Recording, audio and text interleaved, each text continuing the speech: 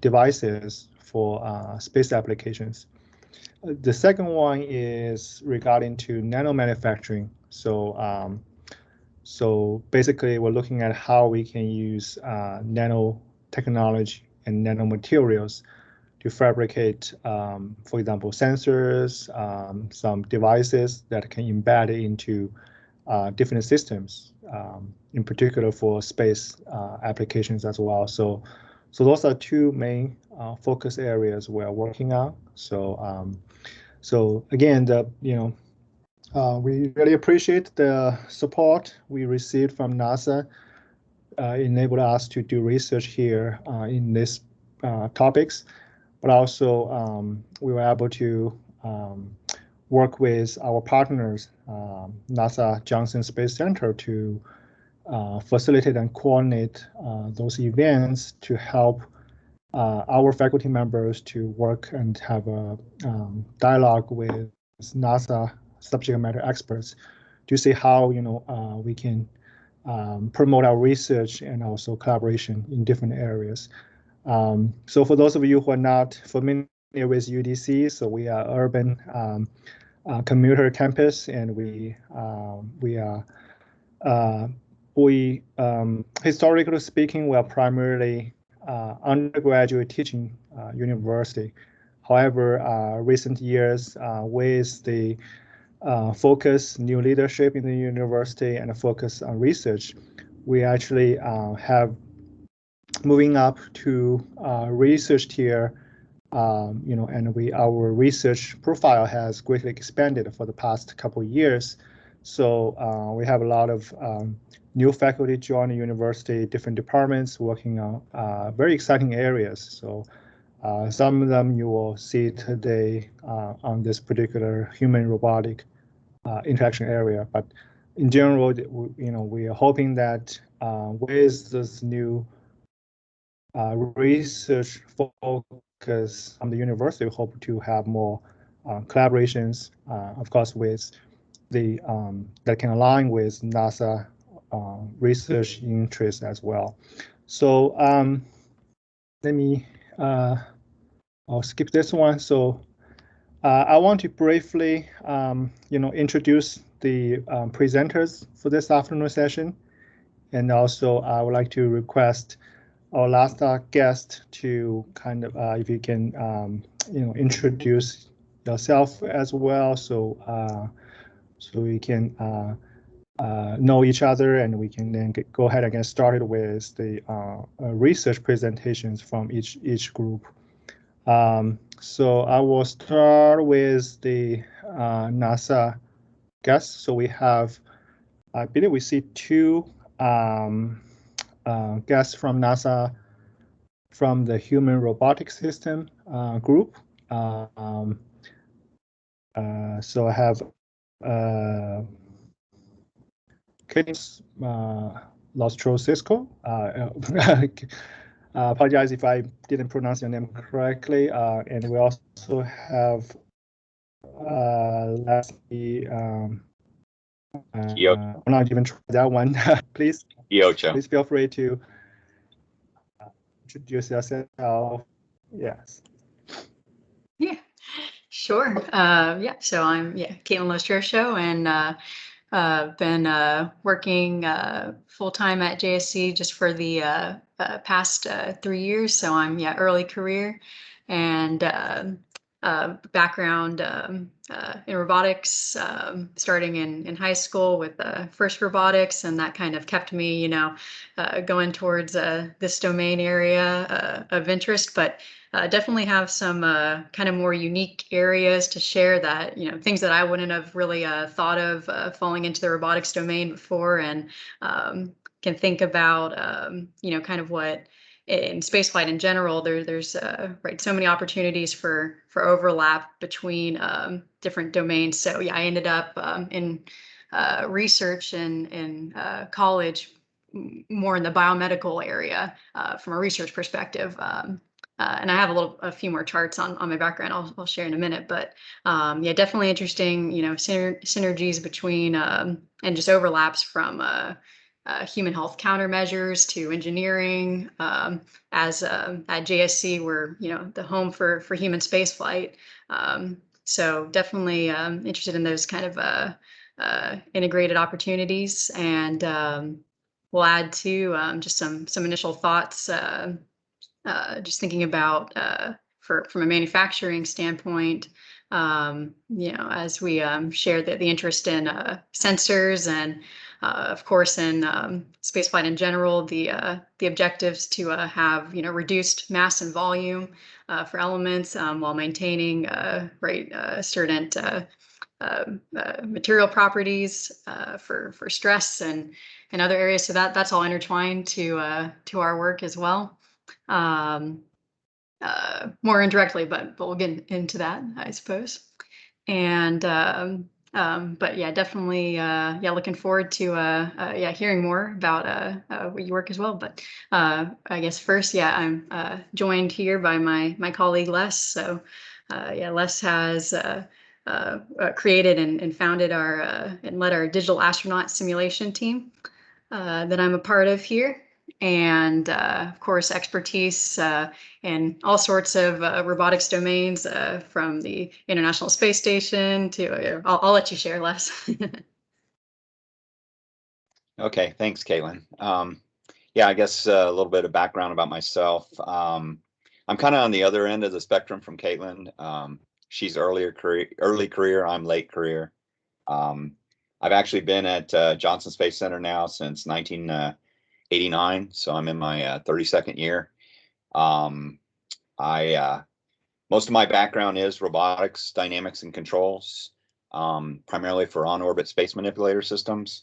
So I guess starting early in my career, I was working the shuttle RMS pretty heavily. That transitioned into the space station systems like the space station RMS, special purpose Texas manipulator. Most of it engineering analysis, but also quite a bit of operational support when it came to, I guess, procedures development, tools, and also training facilities. So for the division, I've been, I guess, kind of the lead in that area for many, many years. And I also, I guess, over the past several years, like Caitlin mentioned, got involved with one of my specialties is multi-body dynamics, rigid and flexible articulation systems. So I got involved with some of the biomechanical modeling associated with this digital astronaut tool that she's going to give an overview on. And as of this year, I actually transitioned the leadership of the team over to Caitlin. I serve as Caitlin's mentor, actually. I guess formally here at work. I was her mentor when she was an intern, and I also served on her master's thesis committee when she was working on her NASA Space Technology Research Fellowship. I guess just to sum it up, I'm also very heavily involved in educational outreach when it comes to robotics activities. I've been doing a program called BEST, or Boosting Engineering, Science, and Technology, for middle school and high school students since 1999, and still actually getting ready to start that up here in the next couple of weeks. And I've done a lot of integration and interaction with universities over the years, over the course of my career. Currently, I sit as the robotics member on the Embry-Riddle in the Industry Advisory Board, their mechanical and aerospace there at the Prescott campus. And I have been involved in lots of different university type activities over the years. So I guess looking forward to hearing the discussion here and potential areas of collaboration, and we'll see how everything goes. So thanks, Caitlin.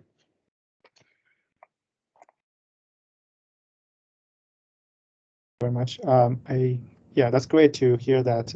I saw there is another guest from your group. I don't know. You want to introduce Asher? Looks like Asher's online. I'm just observing. I don't want to be in okay. this. Come on, Asher, speak up. The least related person in the room. So I'm mid-career, I guess. So I fill that gap. Is that the trend that I'm hearing? So I started, I came to NASA kind of unexpectedly. So I did an electrical engineering degree at New Mexico State University in Las Cruces, New Mexico. And it's a heavy defense area. So the White Sands Missile Range, and NASA does some rocket engine testing out there. And so through relationships and people that got into defense related fields, I ended up with an internship in propulsion testing. So we did some of the rocket engine testing for certifying the space shuttle engines and getting those rebuilt after the shuttle flew. You would get the thrusters off and rebuild them, do soft good replacement, things like that. And we would test fire those and then get them certified, put back on into the logistics shelf for future shuttle missions.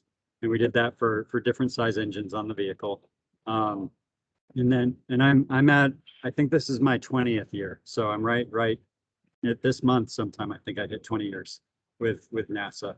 They add up the time a little strange when you're in college. So I'm not sure how much of that 20 years I was working, but they gave me 20 years of service.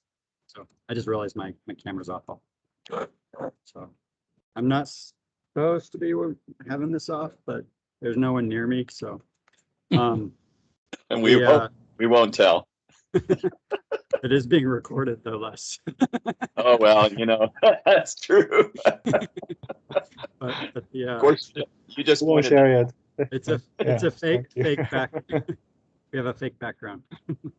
The so I really enjoyed rocket engine testing. I did a lot of data acquisition systems. So it was the building up these test facilities. So the engine testing is all on the ground. It's in simulated space. So you're sucking the air out of these chambers using diffusers and simulating this 120,000 foot altitude chamber pressure while you're firing the engines. So that's a whole side of testing. And then my area was really the controls of the engine valves and the propellant systems and collecting data off of those. So a lot of the temperatures, you're looking at the mileage and efficiency of these rocket engines to make sure that when they fly, they're well within that performance requirement. So if there's a spec that it's supposed to meet, we would test to a narrower spec and then say these are good to go, and then they could go on future missions. So a lot involved in simulating the altitude and dealing with the hazardous chemicals, and you learn a lot as an electrical engineer. I learned a lot about chemistry, a lot about pressure systems, and getting involved in all those different kinds of things. So it was a great stretch to get into a system where you're doing these integrated teams and working together with a lot of different disciplines. I had an opportunity in 2008 and 9 to come to the division that Les is part of for a 1-year rotation where we built what's called the Active Response Gravity Offload System. It's a really long acronym called ARGOS. And if you're interested, you can Google that. We have YouTube videos of, you look at ARGOS and NASA, you'll see it's a gantry crane that we put people on, and it allows us to do simulated reduced gravity training for people or payloads. So you put the guy in a harness and we can make him float around like he's in the space station and interact with different payloads and things like that. And that project's gone on. It's become very mature. And in fact, they're looking at growing it for the moon to a much larger facility. It's very exciting. I've moved into different positions of supervision, and now I'm back in a project management role where NASA Johnson Space Center has a very long history of certifying all of the docking systems used between spacecraft. So when you're docking for the human spacecraft, you want to do all the testing, the 6-DOF, rigid body motion. And Les has been very involved in this project, probably more years than I have. And we have a facility that's actually right behind me. And we have one interface that will mount to that blue structure on the top, and then the bottom, I don't know if I can see that here, it's a 6-degree of freedom hexapod robot, and that allows us to do 6-degree freedom in the for the different vehicle as they come together, and you're simulating those trajectories based on the simulated mass. And then you're feeding back into the robot in the physics simulation, the loads measured on those force torque sensors on those load rings. It's a very exciting project. There's a lot of brilliant minds that are involved in the simulation side and the mechanical engineering and just the robotics development. We were able to buy a commercial robot, but then we really have to hack into it to get the performance we need to do that contact testing. So they do a lot of position-based work, but there's not a lot of robots that are doing a contact-based operation when they're this large and this powerful. So it's a pretty rare system. We just went from a hydraulic system that was in use for 47 years, and we just bought this electric robot, and we're certifying it for the lighter vehicle. Well, we thought they'd be lighter vehicles. SpaceX may be proving that we won't be lighter going to the moon, which is great. The more we can take, the better, right? But a lot of the upgrades in this has been challenging to how do we simulate lighter vehicles and deal with those approach velocities and do docking with lighter vehicles.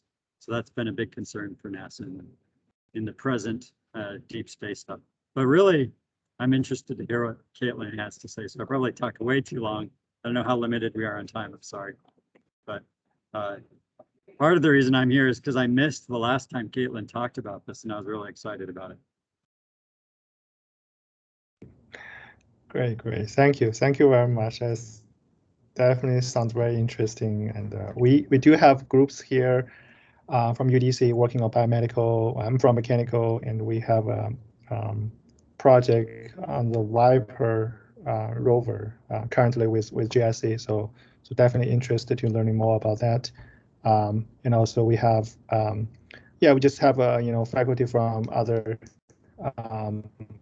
areas also related to human robotic systems. Will be very excited to see how we can how many overlapping areas we can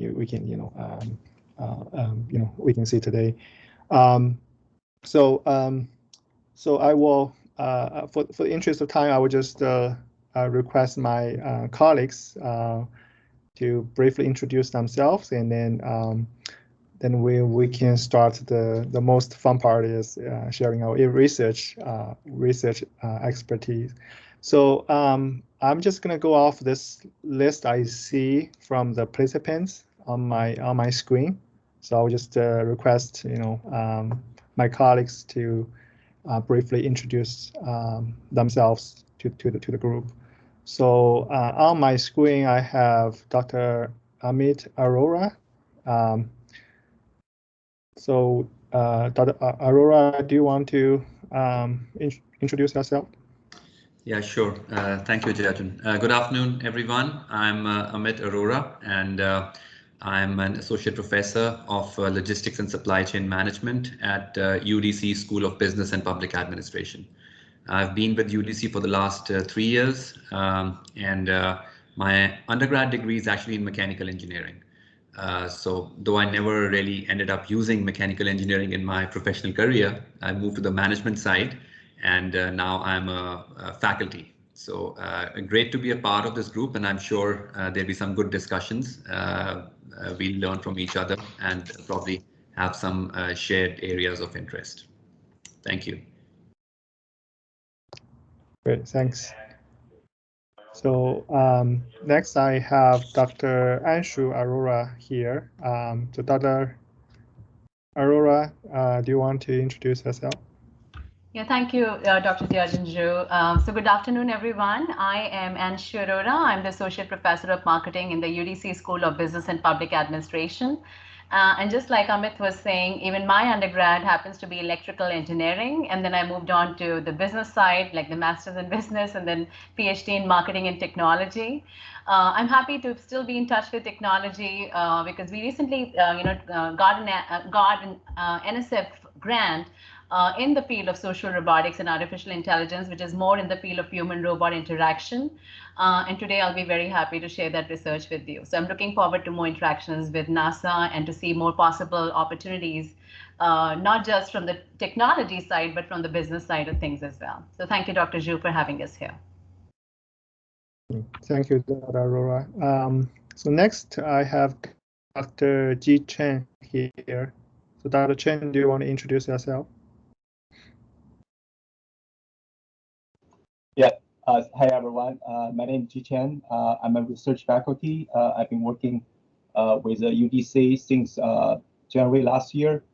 Mainly work, collaborating with Dr. Thompson, and she also kind of, not officially, but serve as a mentor for my research. My research interest primarily in the robotic rehabilitation, which usually involve the device design, software development, as well as the clinical and also benchtop evaluation, and which probably later on will provide you some of my research slides and to show you. At the same time, also very interesting outreach program, in university level, high school level. I was a couple years serving as a first volunteer in Northeast region, and also my family member have been taking charge of managing a local team, not in this area, but some area in the Northeast, and also very, volunteered a couple years in the local charter school as engineering project demonstrator to show the elementary school students, high school students, how to do a simple like engineering project. So I hope we get a chance to talk about both of my research interests as well as my outreach interest. Thank you. Thank you, Dr. Xu. Thank you, Dr. Chen. So I have Dr. Max Dennis here. So Dr. Dennis, would you like to introduce yourself? Hello, Dr. Max Dennis, Assistant Professor of Mechanical Engineering, and also part of the faculty of the Biomedical Engineering program. My research interests include biomedical imaging, as well as acoustic and atmospheric remote sensing. I've been here since, I've been part of the faculty at UDC since 2018.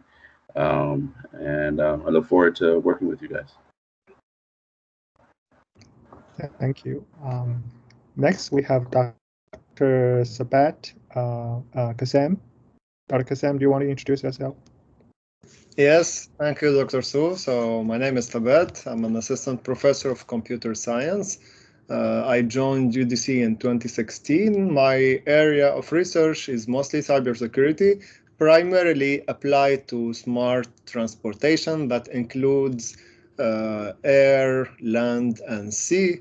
Speaking about Amberly Riddle, I happen to know Dr.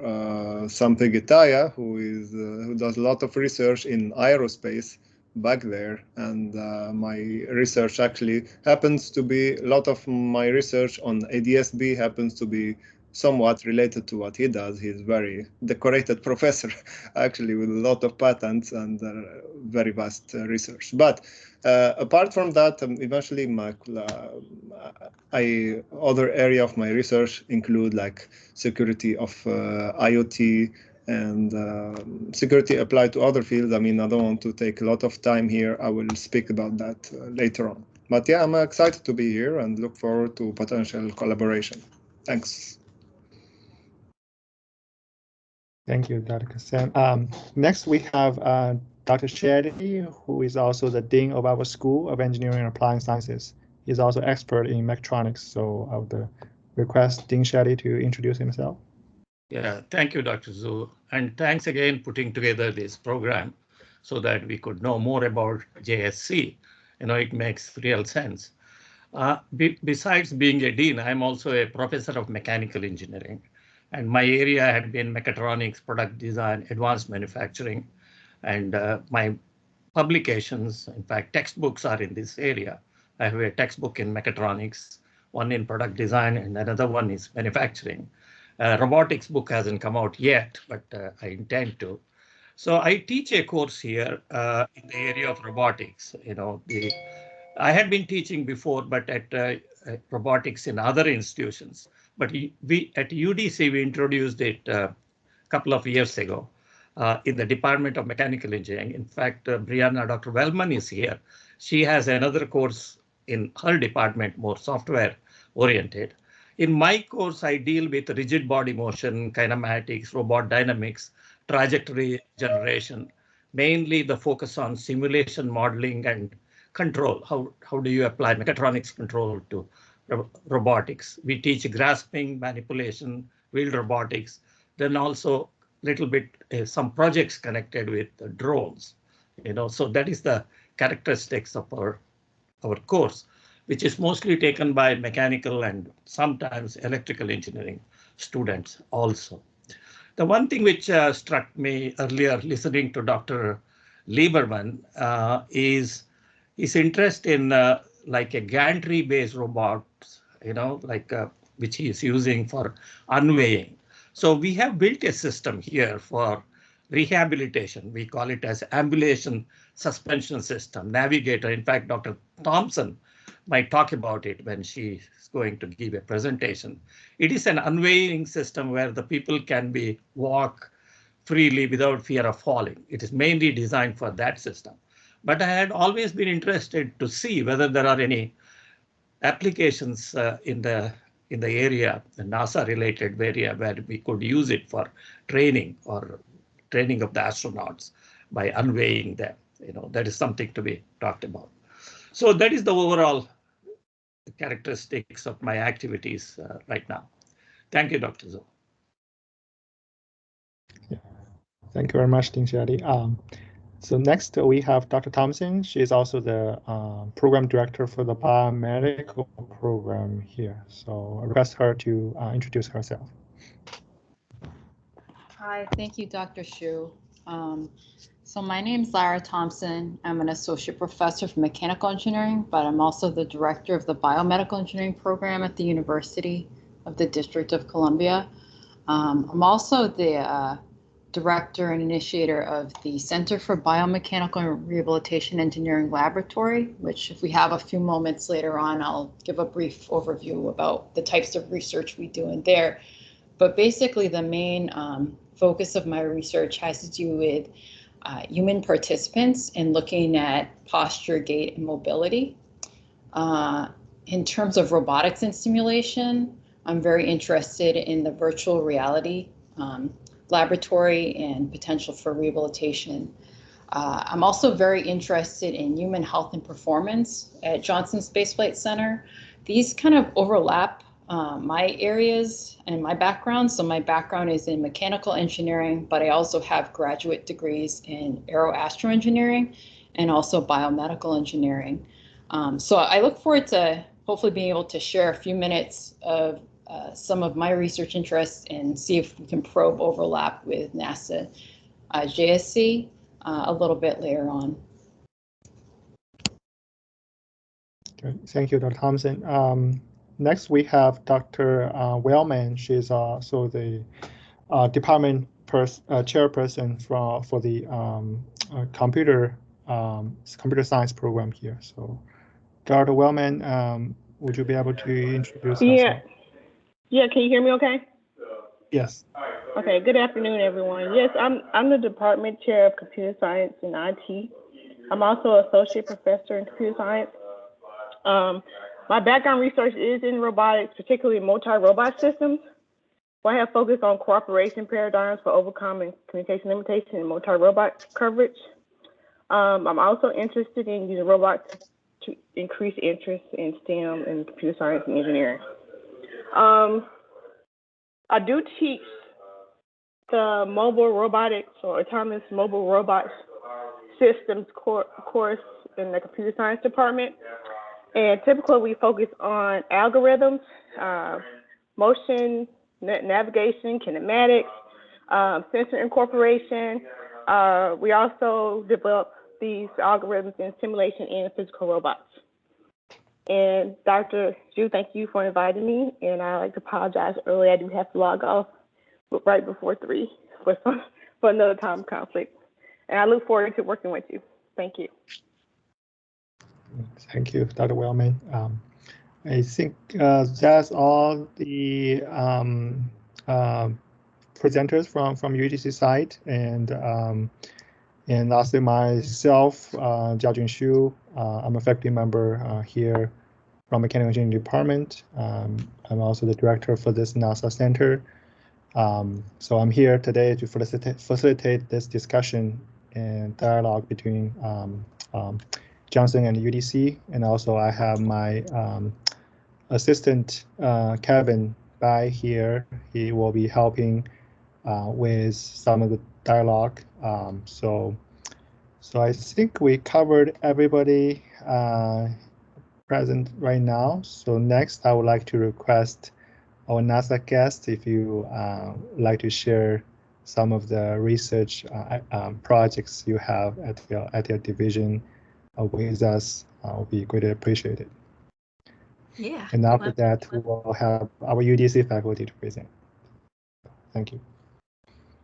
Sounds good. Yeah, I tried to have a bit of a conglomerate of materials here. So yeah, I think we, among all of us here, we spread across a lot of different domains and interests. So yeah, I'll try to just hit on a few that are related to our work, and also kind of with this focus on human-robot interaction considerations. But yeah, let me move on with, I guess, just a little bit more background, considerations for your students. I guess you're in contact as well with Scott on OSTEM opportunities, but a little bit about my journey here. So started with studying mechanical engineering at the University of South Florida. But as mentioned, kind of had that research focus on the biomed side and a little bit of electives tailored towards robotics in that case. But while in school, had looked for NASA student competitions, challenges, and opportunities. So the first that I had participated in was this Micro-G Next competition, which gives the opportunity to design and build a prototype for an extravehicular activity tool tailored towards different needs at the time. So when I had participated, it was for a rock chip sampling device. But they have all sorts of different challenges year to year as needs evolve.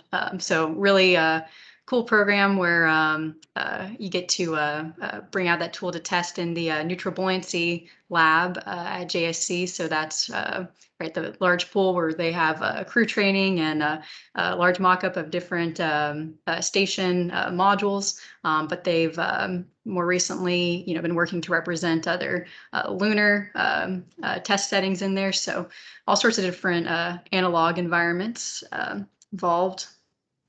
But then following that participation in that challenge kind of opened up some more doors to apply for internships. So I started with the a single semester internship and actually had Asher as worked in his branch.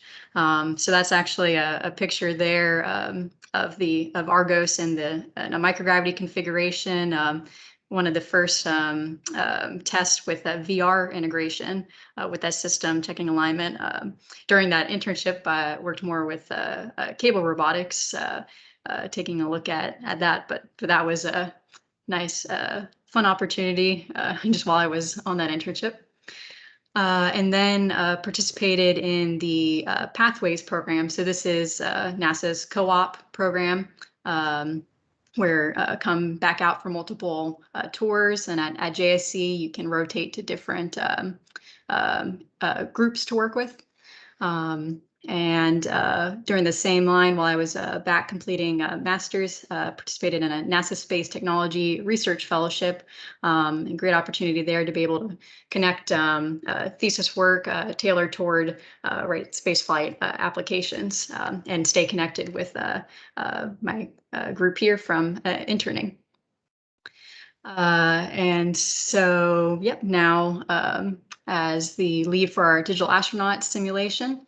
And just a little bit about organization here. So at the center, JSC, we are working under the Engineering Directorate and in the Software Robotics and Simulation Division. And our particular branch is the Simulation and Graphics branch that our digital astronaut team falls under. So digital astronaut simulation, just overall, the general intent is to act as an engineering tool to understand the relationship, interaction between humans and various spaceflight components. So this could be different spaceflight hardware or direct between a human and the space vehicle. So typically talking more from a multi-body dynamics perspective. So interested in loads imparted to a vehicle, for instance. And our original area starting up this look into biomechanics and this representation was more on exercise system design and development. And more recently, these images here are as we kind of broadened out to see how we can expand towards lunar applications as well. But the tool that we are based off of and using is called OpenSim. So this is an open source biomechanics modeling simulation tool.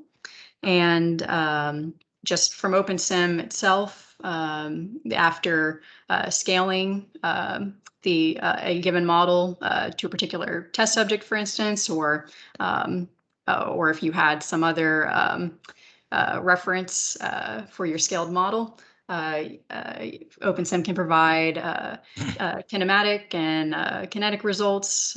So going out from joint angles and internal body joint angles, joint torques. But also has additional static optimization for looking at muscular type outcomes.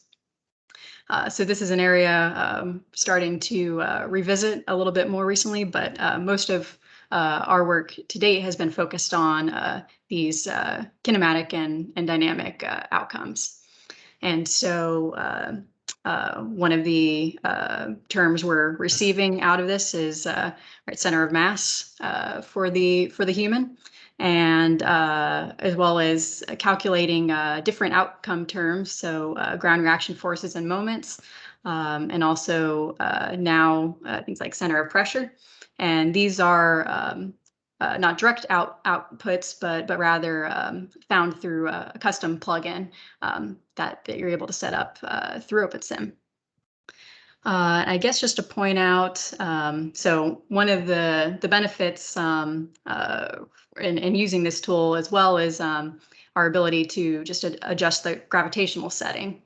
So a lot of what we're doing is looking between a 1G based condition or result and what result would be given a particular motion in the microgravity setting or alternate reduced gravity setting.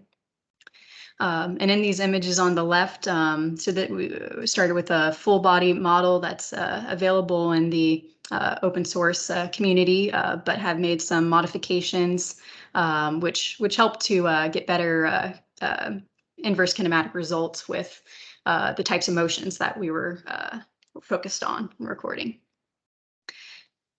But to talk a little bit more about the domain for where this all connects back.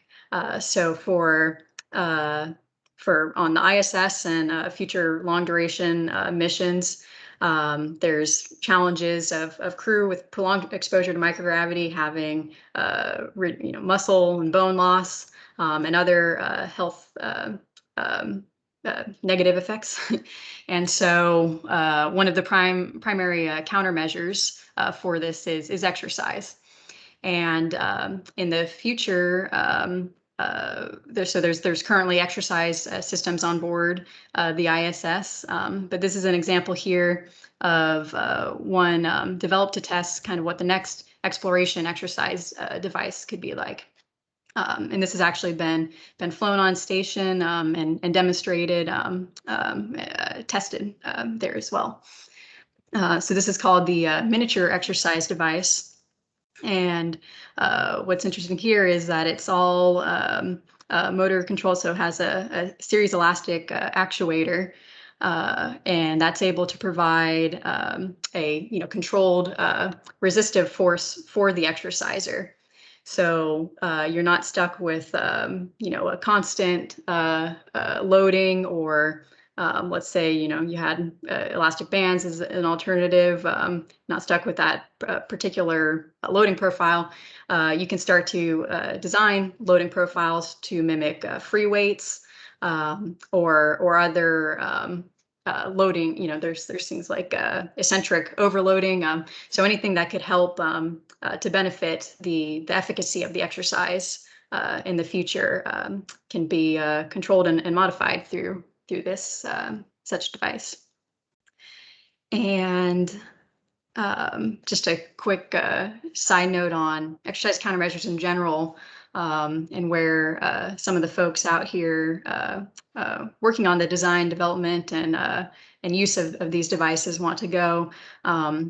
Ultimately, when we're more distant and not maybe being able to receive immediate feedback from our coaches here on the ground, or being able to just be able to fully monitor, right? The idea to give more user feedback in these systems, and maybe even modify the response from an exercise device, or give different encouragement, so that kind of social interaction component. And yeah, really incorporating more additional sensor data, as well as possible augmented reality considerations are all coming into play for the future of exercise here. So one of the devices similar to the Med2 just shared in terms of being motorized and providing different loading conditions is this E4D, European Enhanced Exploration Exercise Device. So this one's designed and developed by the Danish Aerospace Company under the European Space Agency. So it has multiple modalities. So here's showing rowing and cycling, as well as resistive exercise and rope pulling. Right, so the idea is to combine all of these modalities, or add new modalities as well, that can help to have more benefits all in one contained system. And also featured here is the Argo system that we were talking about. So you can actually maybe a little bit of a picture here. So right, we have the yeah, and let me know at any time if any questions. Yeah, just come over and stop me. I'm not good at monitoring a chat or anything. So yeah, within this system, we have right, that microgravity offloading. In this case, there needed to be kind of that human consideration for having a little bit of load returned, so that they could complete the exercise motions in this harness system. But you can't fully see it here, but right, we have a vertical offload, a winch system there, and then a horizontal track. So the user is able to move and work to maintain that vertical offloading from the system. And we also perform some human test subject data collection in a laboratory setting. So one of our facilities is a prototype immersive technology lab. And actually in there is a lot of VR work as well. And so where this all comes together is the development of a vibration isolation and stabilization system. So this is an example of one of the devices that's on the ISS, ARED, and it has a 3 degree of freedom passive vibration isolation system. When it comes to these newer devices like E4D, we're not looking at sort of integrated system like this, and also in this system, right, the bar and foot plate are all contained in one kind of clamping system.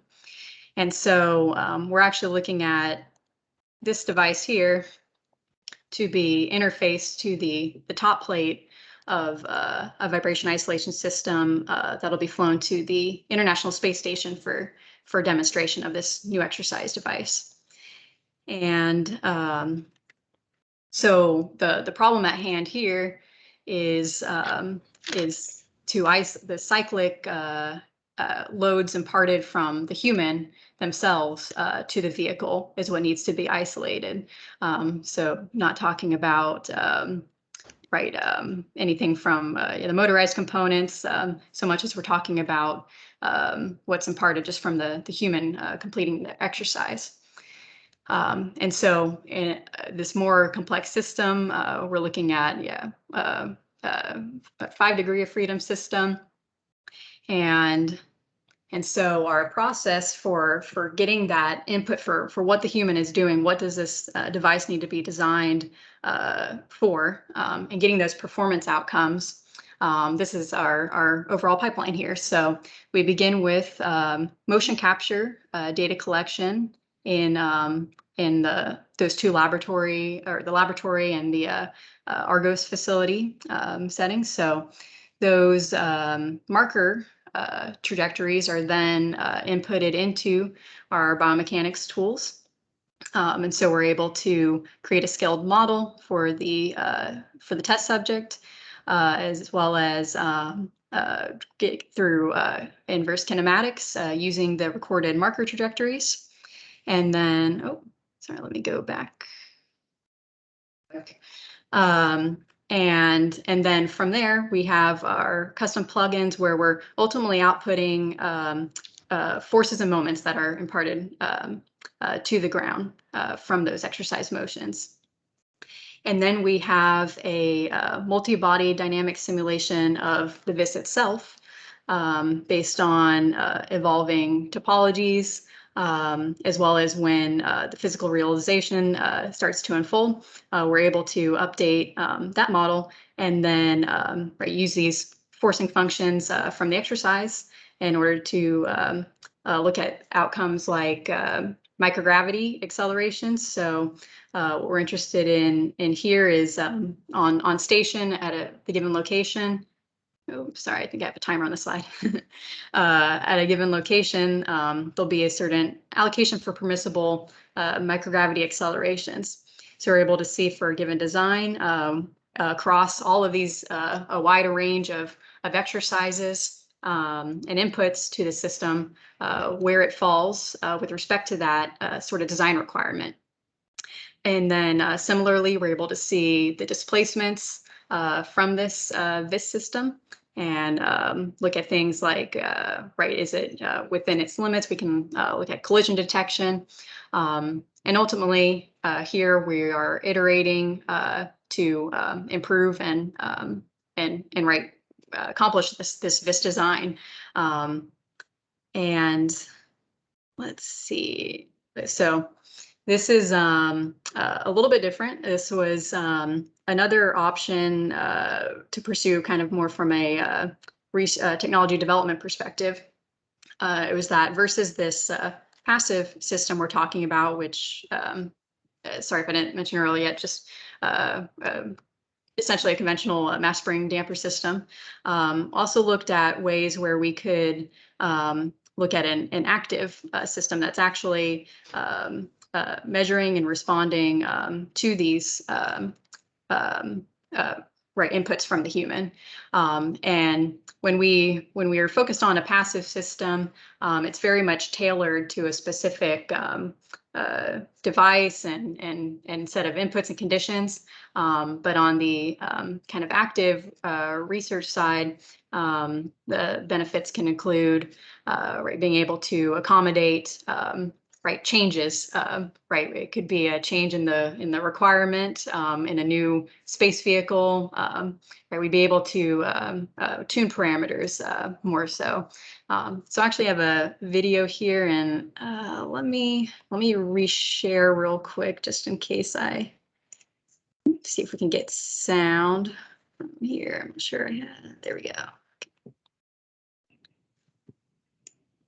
And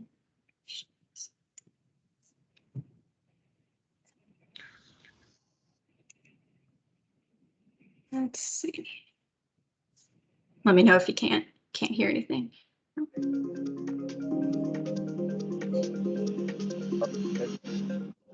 In exploration spaceflight, our crew members are going to be asked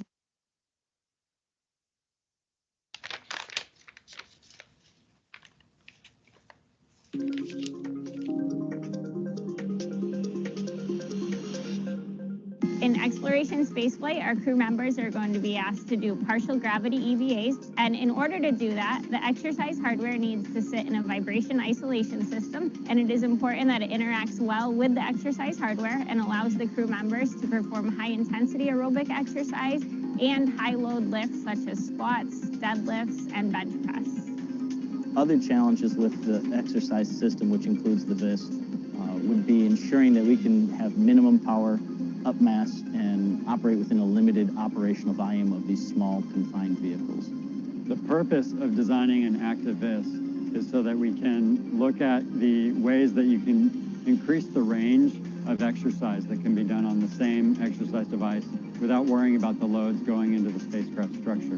What we're doing here on the Activist project is building one vibration isolation device that's going to work for potentially several exercise devices and many exercise modalities within those devices. The VIST problem is really difficult to solve in 1G. To get around that, we did most of our work in analysis and model-based design, and then we used that analysis to feed our mechanical design and determine what type of kinematic chain we would need. We put our test subjects in a gravity offload system called Argos, and that lets them exercise as if they were in 0G.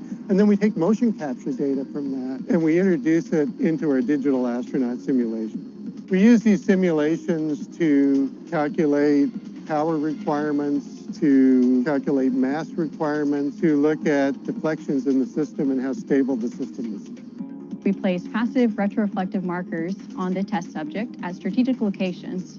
By tracking these markers, we can then use them to drive our biomechanics models. Then in our biomechanics software, switch it to microgravity to get the microgravity forcing terms. Then provide outputs which can feed into our VIST simulations.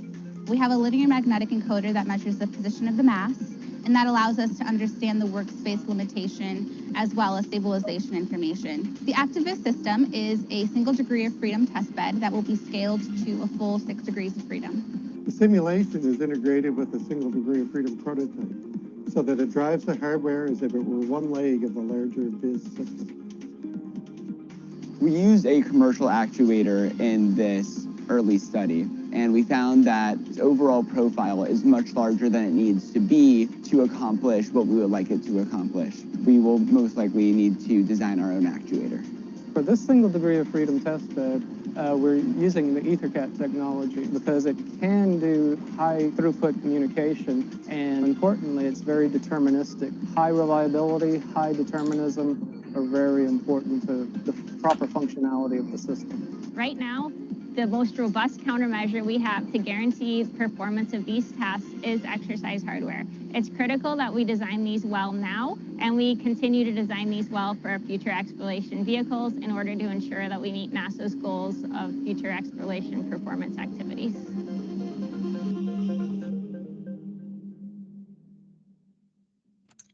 So that summarizes, yeah, a lot of it in that video as well. If you ever need another reference, I guess in the interest of time, I want to wrap this up, but just to briefly touch on this other kind of human component here is on the stability side of things. So, and what we've referred to as dynamic feasibility of motion.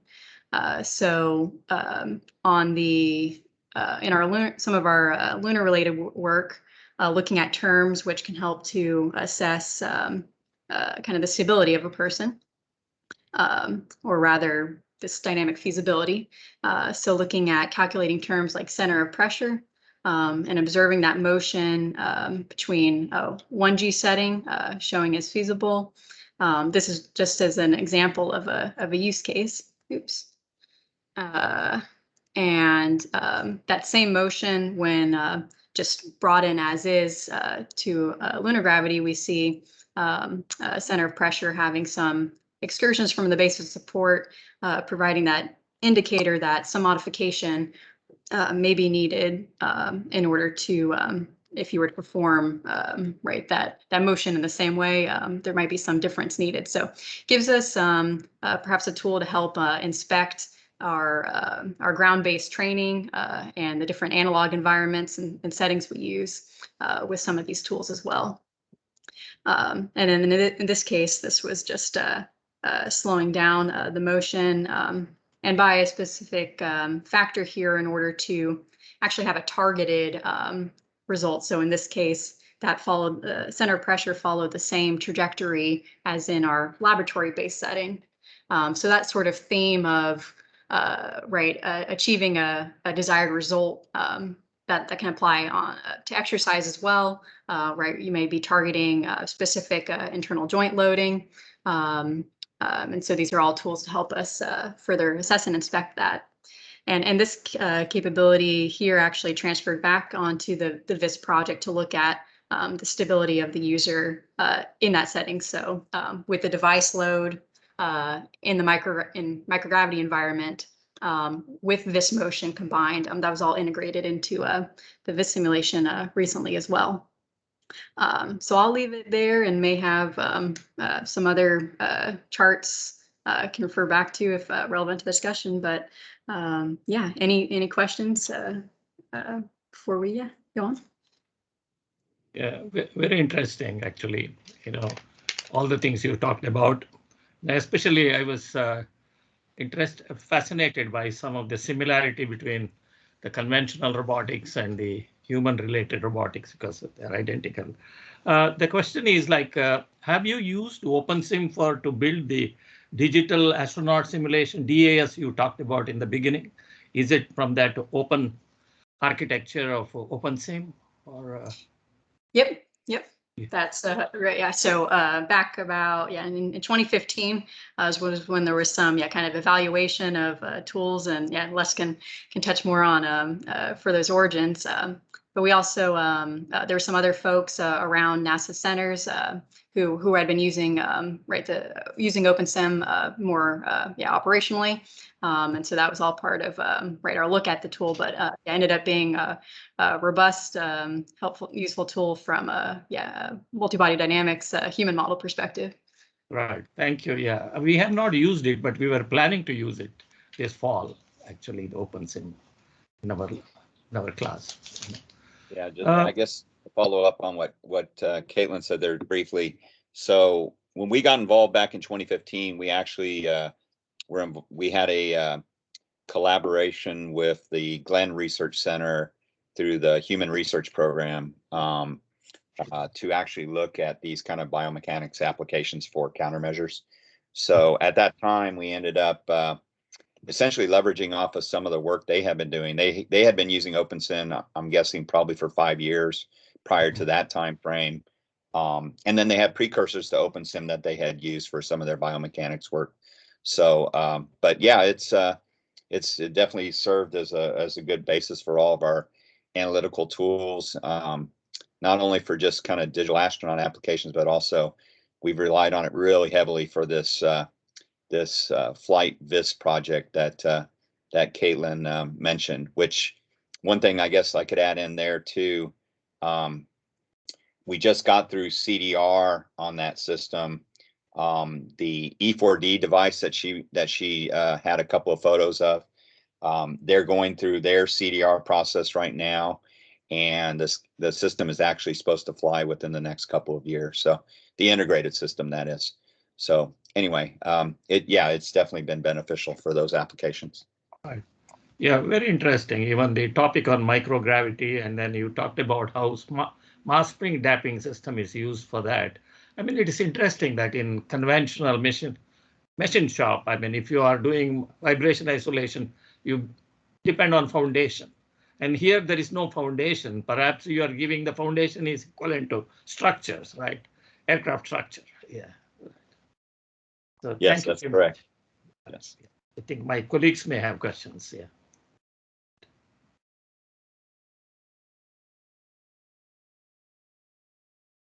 Yeah, so anyone, if you have any questions at this point, please feel free to join to ask. And I just wonder, again, it's very interesting, project that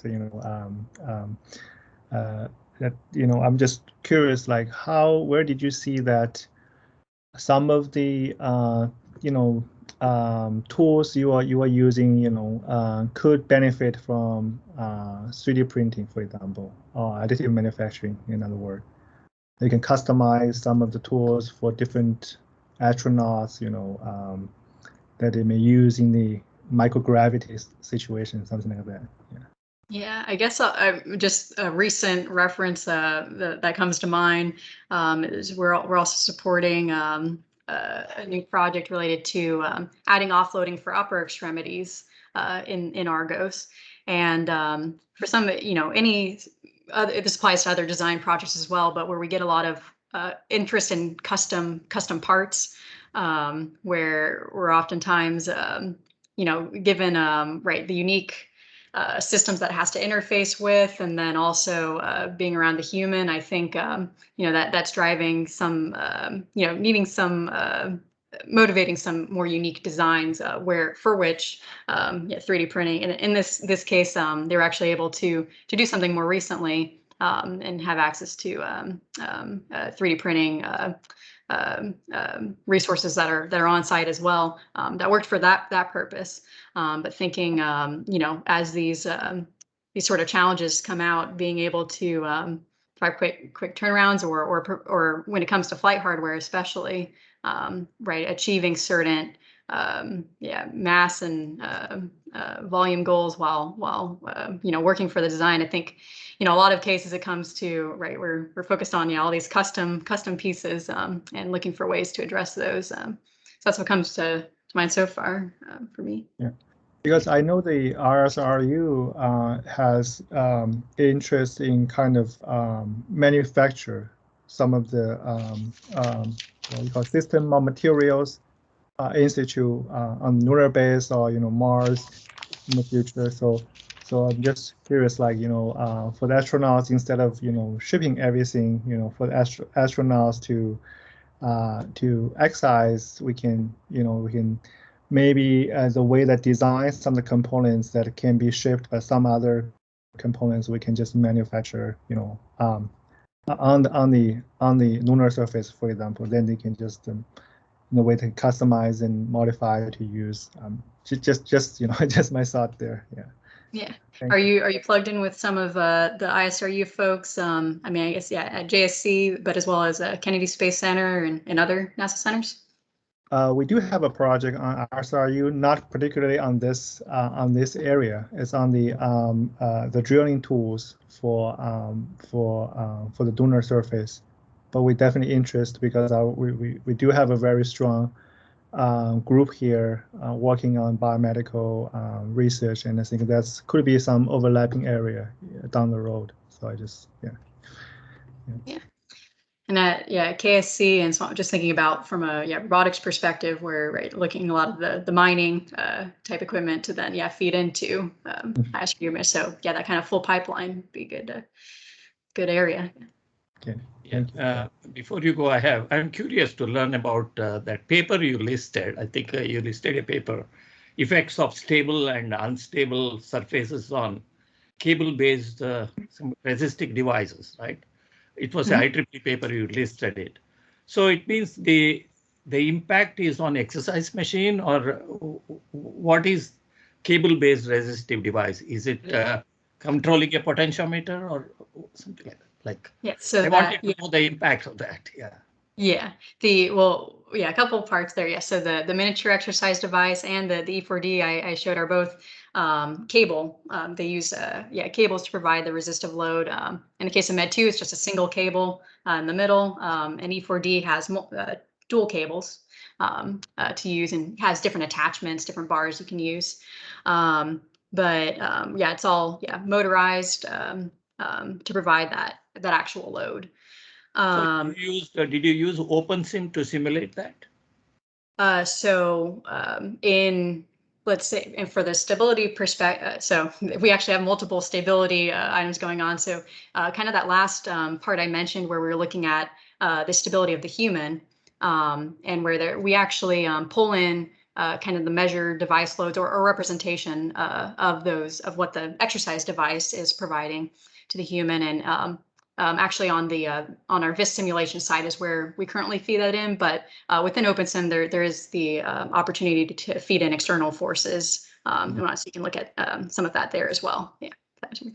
But yeah, that paper actually was more, we were wondering if, so it comes down to this assumption of the human maintaining the same form. And 1G exercise is kind of it still is a targeted form when entering the microgravity environment. So that supports the, maintaining that assumption. But we were wondering about this system interaction between, now what is the effect of the VIS on the user? And so the purpose of that particular collection, though, was we wanted to see if there was an impact to our VIS simulation results. So all those outcome terms I mentioned, we wanted to make sure that those weren't significantly impacted from the way we were collecting data on, just in the laboratory stable ground surface. And so we weren't seeing a lot of that out of the kind of representative. We're just looking at rotational degrees of freedom that mapped over well to some of the rotations we see on the VIS design side. So yeah, lots of different human system interactions there. But yeah, I'd be happy to. I'll pull up a link for that paper too and put in the chat in a moment. Thank you. Thank you very much. Yeah. Thank you. I see Dr. Chen has his hands up. Dr. Chen, you have, do you want to ask a question? Sure. I have two quick questions. I think maybe later on for other questions I can talk directly to Canling. And thank you, Dr. Paxton, for the presentation. Very interesting. And also listen to Dr. Anshel's question. Chen, your voice is a little cut off. Okay, sorry. I just go straight to my two questions.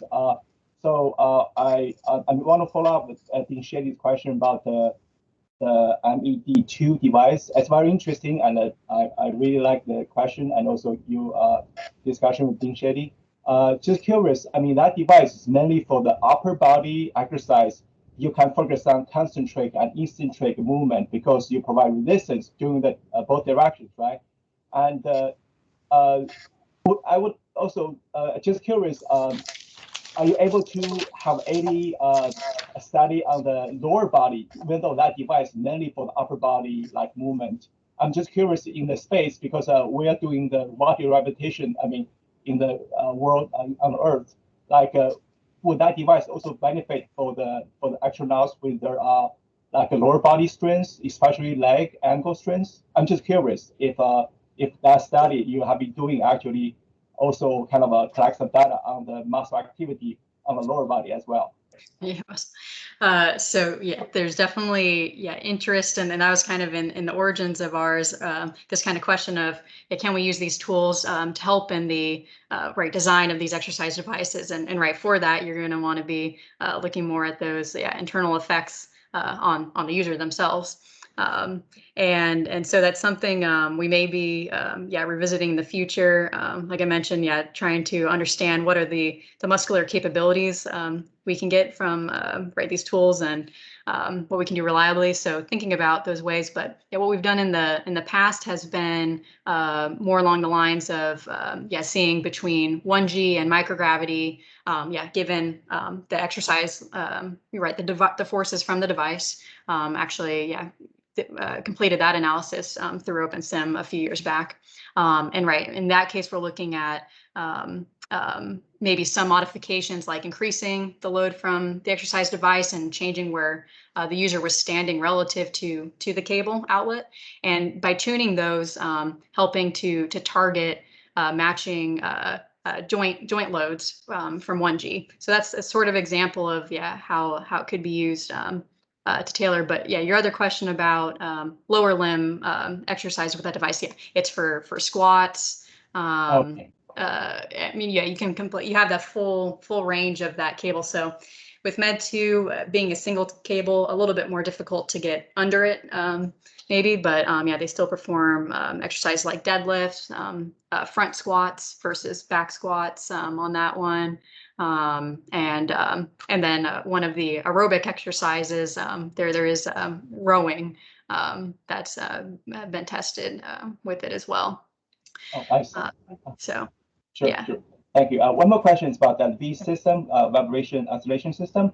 I want to make sure I understand correctly. You mentioned that mostly is that system is mainly using passive element or also included active elements like motors? Yeah, passive only with the current design system for E4D.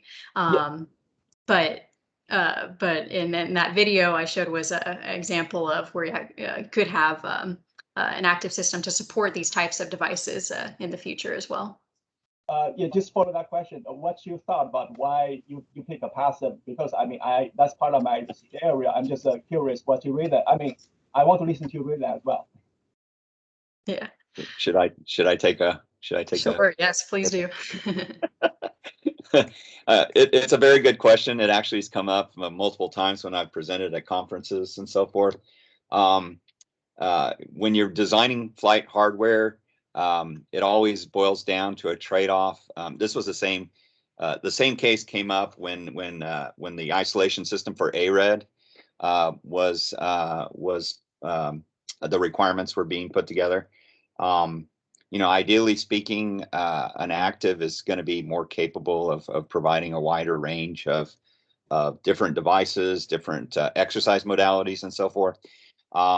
But with an active system, you also have increased cost in terms of complexity, software, avionics, reliability, robustness. There's a whole gamut of those kinds of questions. So usually what happens, or what has happened for some of these devices, is it's come down to programmatic decisions. When I say programmatic, that means whatever the given program, in this case, the space station management made a decision to pursue something that was, let's just say, less complex and less costly.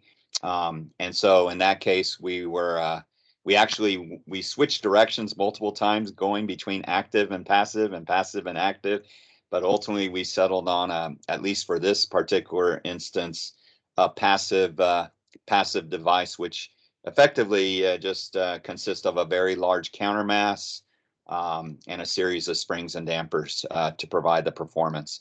And like Caitlin was pointing out, we have multiple design considerations as we're performing this kind of iterative design with the mechanical design team.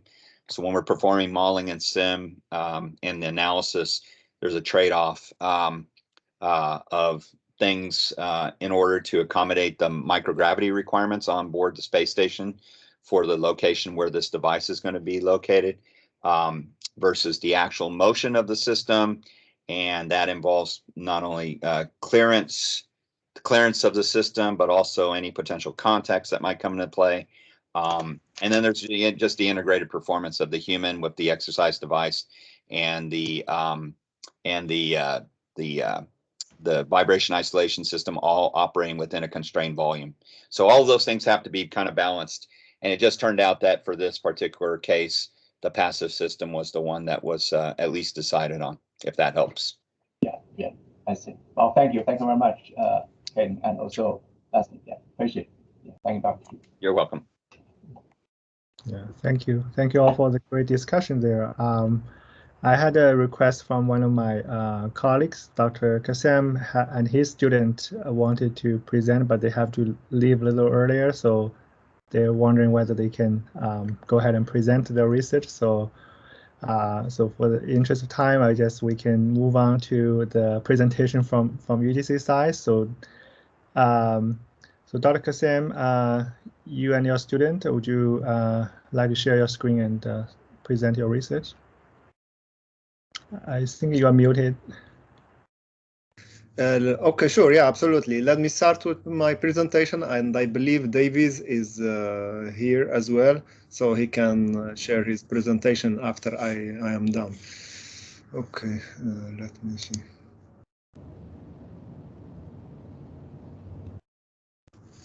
Okay.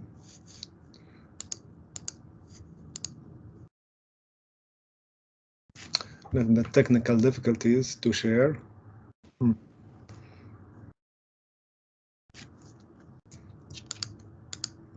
No.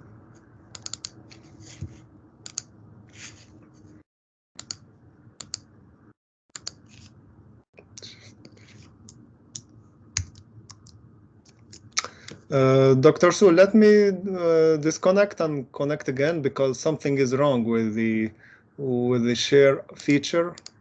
Okay. So do you want a student? So while we are waiting for him to come back, I just saw a few new participants just join us. So we have Scott. He is the he is the hero behind the scenes for putting together today's meeting. He is the one who reaching out on our behalf to the NASA subject matter experts and inviting them to today's talk. So thank you, Scott. And then we have Mr. Goforth. He is also our TRC lead for this NASA center. So thank you for joining in. And I see Dr. Kassem has logged back in. So I think I can see your screen, but it's Can? That's yeah, That's David's screen. Oh, okay. I'm trying to share, but then just the share feature, it keeps looping around, but without. You just, that's fine. That's the way it is. But we can see that if you share that way,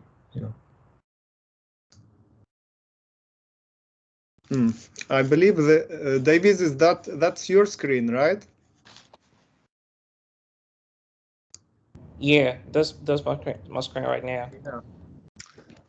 Okay, why don't you start, Davis, and then while I figure out this thing. So Davis is my master student. He has been doing his research on cloud-based video surveillance. So Davis? Can I take over?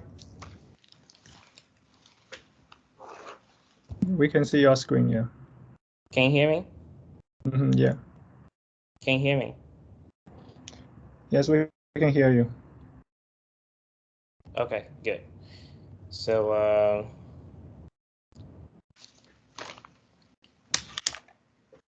from here, and then my name is Davis, a computer science student at the University of the District of Columbia, grad student, by the way, master's, yeah. And my research is, should I say our research is focused on the holistic security analysis of cloud-based video surveillance systems. Basically, what this entails is the vulnerabilities and threats and other attacks that are susceptible to cloud-based video surveillance. And to give you a quick overview of my presentation, I have some related works that I kind of looked into. I have cloud-based video surveillance systems and how they work. I will try and explain that should time be on our side. And then we also have overview of threats, vulnerabilities, and attacks. We have, we'll be looking into classification of VSAS attacks and attack taxonomy, description of attacks, attack characteristic analysis, and then some guidelines as far as cloud-based video surveillance is concerned. So our next point of discussion, we should be talking about video surveillance in general.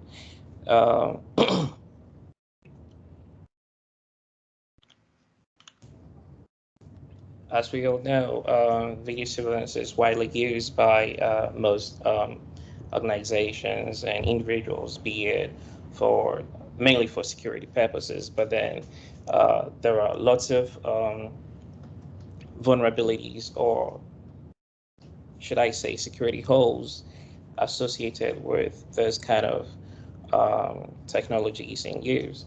And I'd say complexity is the nemesis of threats and vulnerabilities and attacks, because all these technologies in use are quite complex, and they all come together to make this kind of these technologies we're talking about. That includes the IP camera, the cloud technology, and then the devices in use, which is IoT, to work seamlessly. We will be looking at some vulnerabilities that are associated with the technologies we're talking about.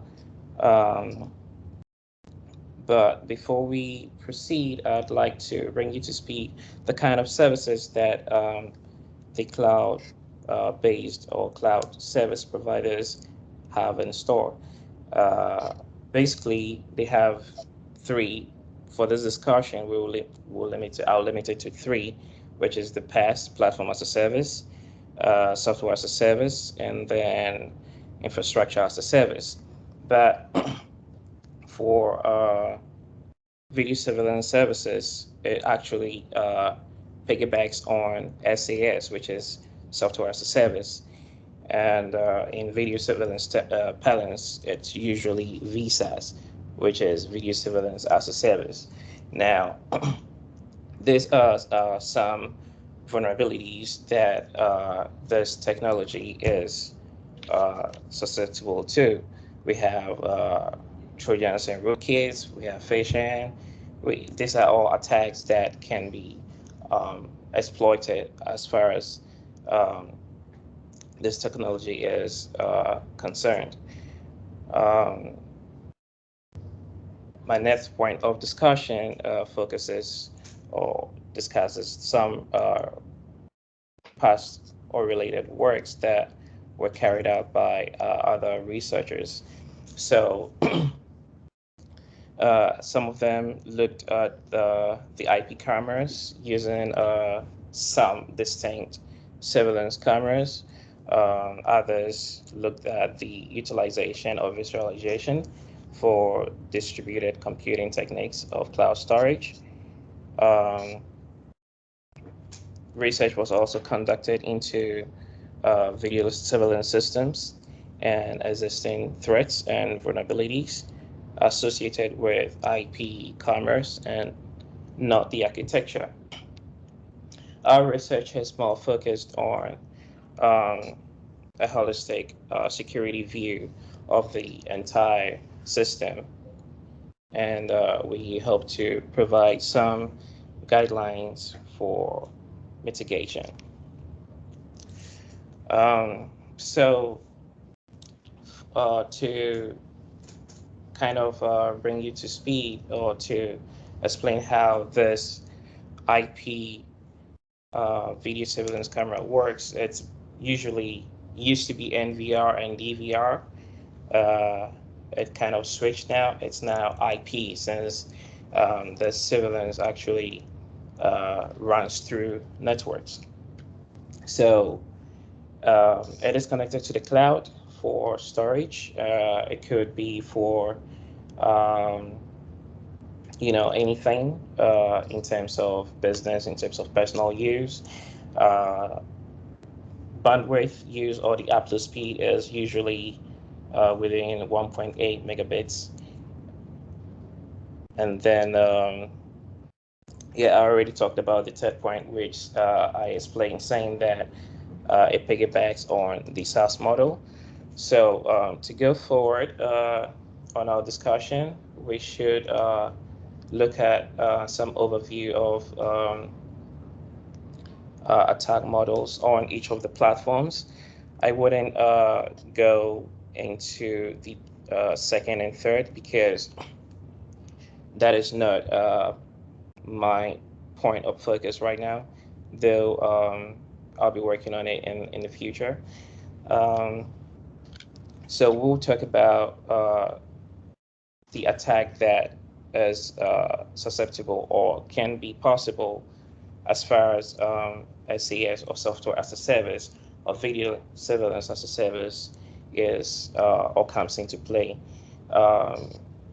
Some attacks that can be exploited on this platform as the DDoS or the double denial of service. This is actually an attack type which attempts to make a system or a network resource unavailable to its intended users. Now, this kind of attack actually tries to, it normally starts with criminal looks for the vulnerability in one system, and thus making it a DDoS monster. This attack has been performed, and this table actually just gives a brief summary of my result and how easy and how difficult some of the attacks that were performed were or came out to be.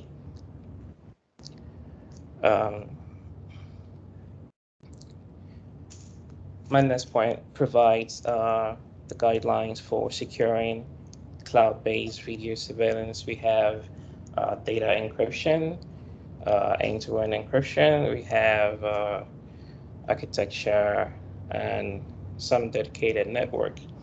It depends on the kind of security measure that is applied.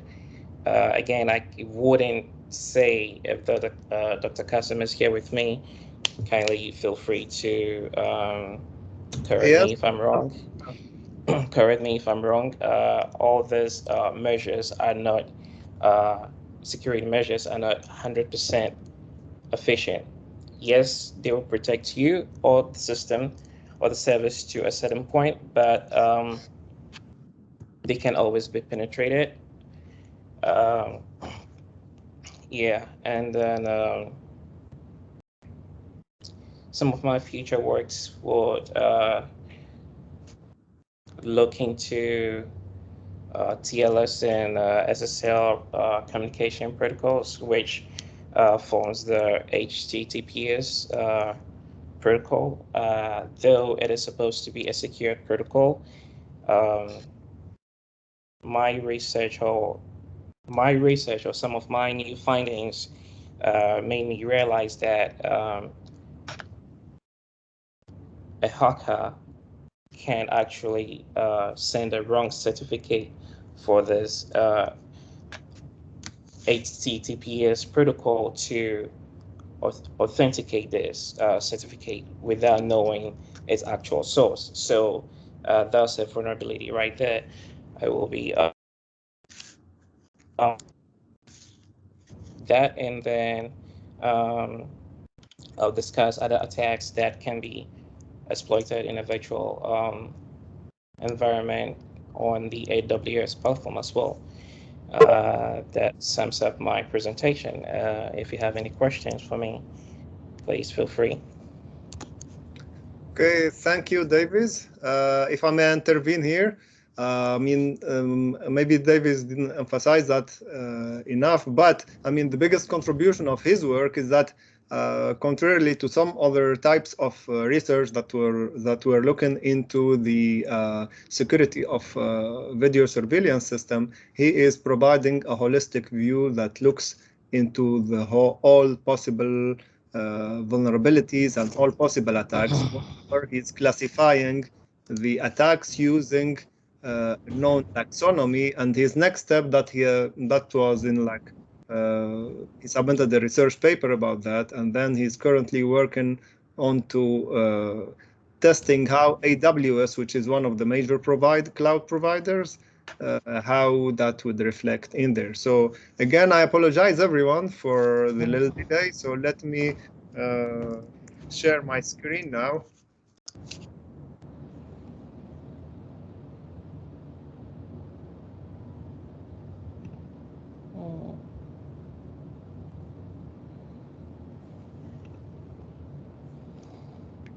you all see my screen?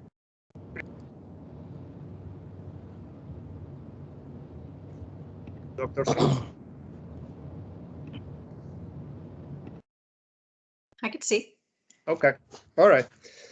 So thank you very much, everyone. So as you know, my name is Thabit Kaysam, and I'm an assistant professor of computer science at UDC. Some of the sponsored projects I have been involved. Hi, Professor Kassim. Yes? Oh, sorry.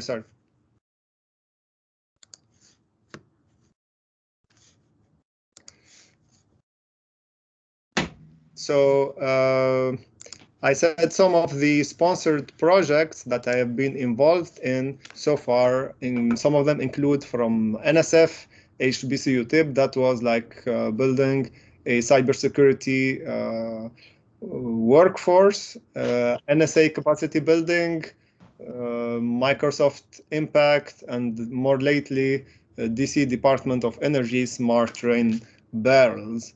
But in general, my research interests include mainly applying cybersecurity to intelligent transportation. And as I said, that includes land, air, and sea.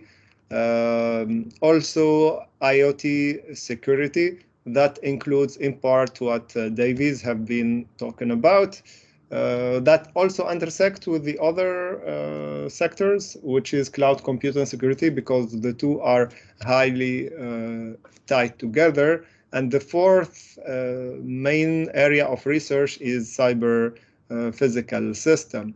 So I'm not gonna go into all of them eventually. I'm just going to describe some of one of the main area of research that I have been involved in recent years, which is ADSB security. And as some of you may know, ADSB stands for Automatic Dependent Surveillance Broadcast, and it is one protocol, novel protocol, that is used for air traffic control and surveillance. So if you compare it to the existing protocol that have been, by the way, dating from the 70s, including primary surveillance radar and secondary surveillance radar, ADSB offers a lot of advantages, including better location accuracy because of the use of GPS compared to the other traditional techniques used by PSR and SSR. Also, better coverage. And actually, you can deploy a DSB station in remote areas such as mountains, oceans, etc. Also, better separation between the aircraft, and that is manifested by the figure that you can see here. And it describes a scenario in which there is a high air traffic volume and a bad weather. So in that case, for instance, as you see here in New York area center, so the air traffic controllers, they are forced to send the aircraft that they cannot land to some holding zones. So far, it's fine. But if there is bad weather and high air traffic volume, some of those aircraft have to go to areas beyond the radar coverage. And guess what? If that happens, then they have to increase the separation between the aircraft, which results in not so much optimal use. So another important advantage that ADSB offers is being financially viable for deployment and maintenance. So if you see some of those radar station is a huge building, but with ADSB station is very simple, doesn't cost much to deploy and maintain. Actually, with regard to deployment in Europe, it's pretty much deployed a lot of ADSB stations as part of the CSR project. US, it is underway under the Next Gen project, but the US scenario is more like complicated, and especially because there is actually there was a federal mandate to have it fully deployed by 2020, but that has been pushed back. Well, so far the story it tells a great story, but in reality, if you look a little bit closer, ADSB is not secure. It's not secure at all. Actually, security was not of the main concern of the people who thought about this. Because in reality, this protocol operates in two modes: ADS-B out, in which the aircraft broadcasts their location, not only over the air, open broadcast, but it's clear text, so no encryption whatsoever. And actually, because whenever there is a new technology, there is thing like the money aspect, who they don't want to have new technology and then you have to buy and new hardware from scratch. So they had to use Mod S, which already exists. So the whole Mod S frame is 112 bits. Imagine that. Even if certificate based or any kind of security feature that you may integrate, that is really very hard to do. That is beyond other types of attacks like GPS, etc. So there was for me and all my research group that were involved in that, our main objective was to provide authenticity and integrity of ADS-B.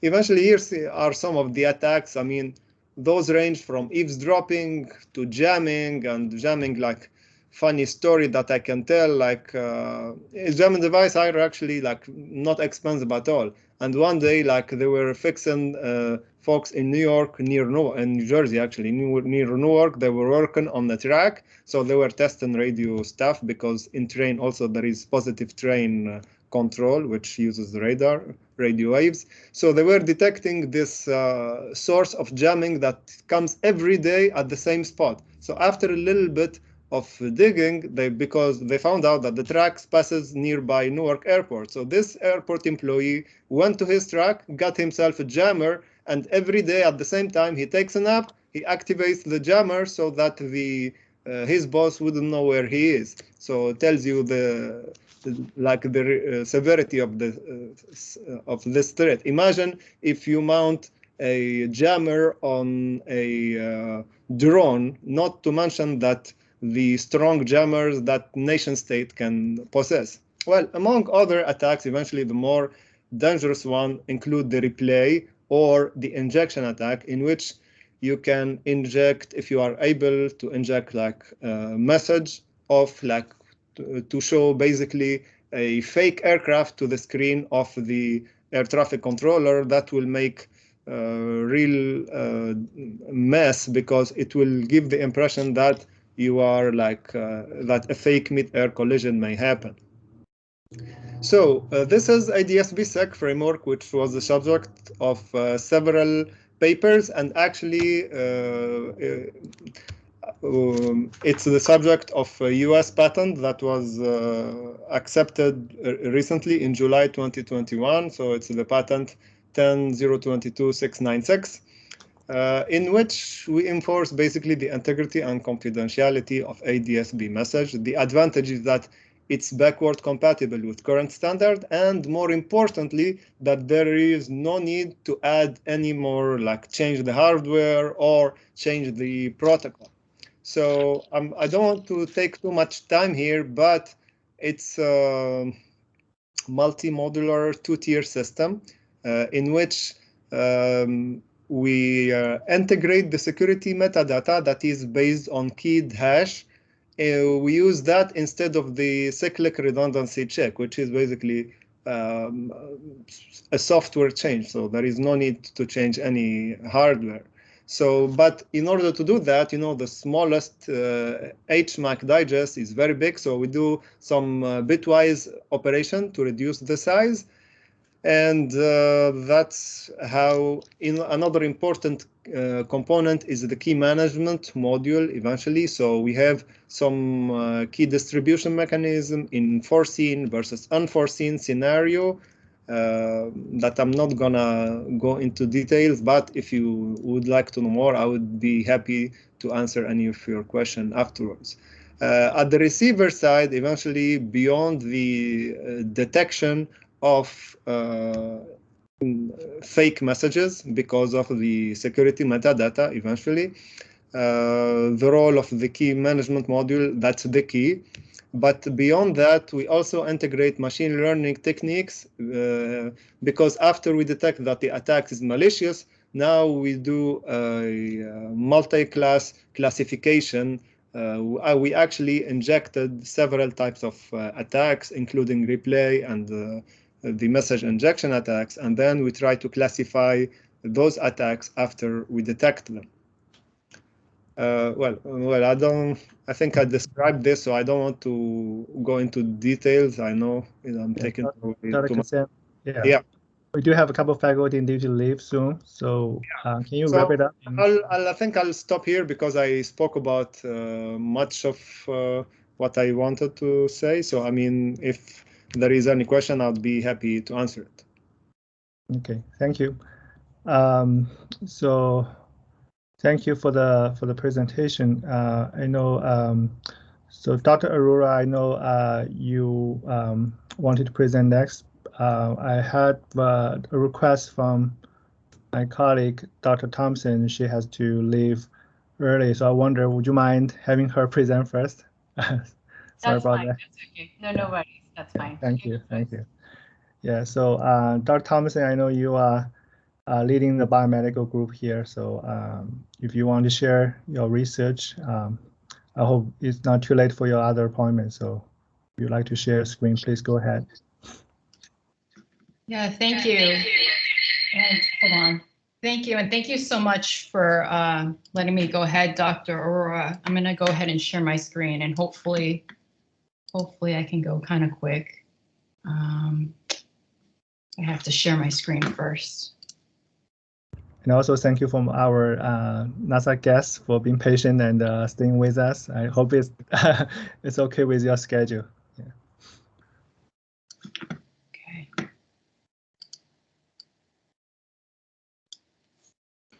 Okay, can you hear me okay? Yeah. Yes. Okay, so I'm going to talk just briefly about some of the biomedical engineering related initiatives, specifically tied to postural control and balance. I know I have a couple of my colleagues also on the line that are in biomedical, and hopefully they have a chance to also talk about their areas of interest. So specific to NASA Johnson Space Flight Center, some areas of interest that I'm very excited about have to do with human health and performance, as well as robotics and stimulation. I'll talk a little bit about my background, and you'll see why these areas excite me a lot. But basically, looking at mobility and the effects of the different sensory systems on mobility associated with space flight, and also after returning from being weightless in a weightless environment. And also developing ground testing and rehab tools for astronauts that could also be applied for terrestrial applications here for populations on Earth, such as the aging population and other populations. So we did submit, my student and I, we did submit a NASA fellowship proposal earlier this summer, and I'm just going to briefly just talk about what that was about, but basically it had to do with investigating human mobility and activity while robed in a EAV spacesuit. So the EAV spacesuit is very cumbersome, and it affects balance and mobility for astronauts. And it's imperative that this EAV spacesuit is characterized in terms of avoiding injury, but also so people can perform, in the space environment. So this was of interest to the CBRE lab, or the Center for Biomechanical and Rehabilitation Engineering lab at the University of the District of Columbia, but also NASA JSC in terms of their anthropometry and biomechanics facility. So we had a couple aims tied to investigating how center of gravity position changes, alters mobility during balance gait, and also functional movements like kneeling, lifting, and turning, and also how to prevent injuries. A big area that is understudied has to do with different types of injuries while donning the EAV spacesuit. So fall-related injuries, but other injuries as well. So just my background briefly, I have, as I said before, a background in mechanical engineering. I also have my graduate degree in aeroastroengineering. I worked for a couple years as a mechanical engineer at Draper Laboratory. before continuing on to pursue my PhD in the Harvard-MIT Division of Health Sciences and Technology. My PhD research had to do with investigating the effects of different levels of vestibular or inner ear impairment on postural control and balance in non-human primates. We also investigated the use of a vestibular prosthesis that was meant to partially restore some of this missing vestibular information. And so I'm just going to leave it at that in terms of the previous research, but I went on after my PhD and started at the University of the District of Columbia directly after finishing defending my thesis, and was tasked with starting up the biomedical engineering program, as well as initiating a new laboratory focused on biomedical related research tied to my area of interest. So we developed a lab that's focused on human postural control, so a little bit different than working with non-human primates. And we're interested in all different types of populations, so healthy populations, elderly mature populations, people that have survived a stroke, amputees, and also veterans, so a broad range of individuals, but basically focusing on human subject research. So this is just showing kind of the trajectory of the lab. The lab underwent, well, it didn't used to be a lab, it was under renovation in 2014, late 2014, and by summer 2015, we opened the lab, and to date, we have the Center for Biomechanical and Rehabilitation Engineering Research Laboratory, and I gave some of the populations of interest. We're equipped with, so by way of NSF funds, mainly, and also support, of course, from Cs, we have a motion capture system. We also have a navigator postural body weight support system, which I'll talk about very briefly a little bit later on. We also have a virtual reality system, DELSYS surface electromyography for characterizing muscle activity. We also have an EEG system. And sorry, below here we have a force plate walkway meant to measure ground reaction forces. We also look at standing balance as well, and we've done several studies looking at the center of pressure, or COP, with healthy student athletes as well as older individuals that have and have not suffered stroke. We also have a 3D printed robotic hand as well that can be controlled from, for example, like a computer code or from responses from the EMG.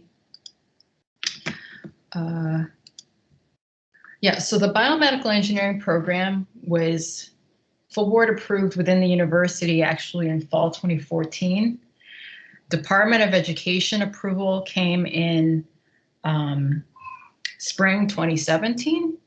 And we just, well, not just, but it feels like we just underwent our ABET accreditation virtual visit in fall of 2020. And we're awaiting the official result from ABET. It's a long process, so we're waiting the official result from ABET in terms of our accreditation for the program.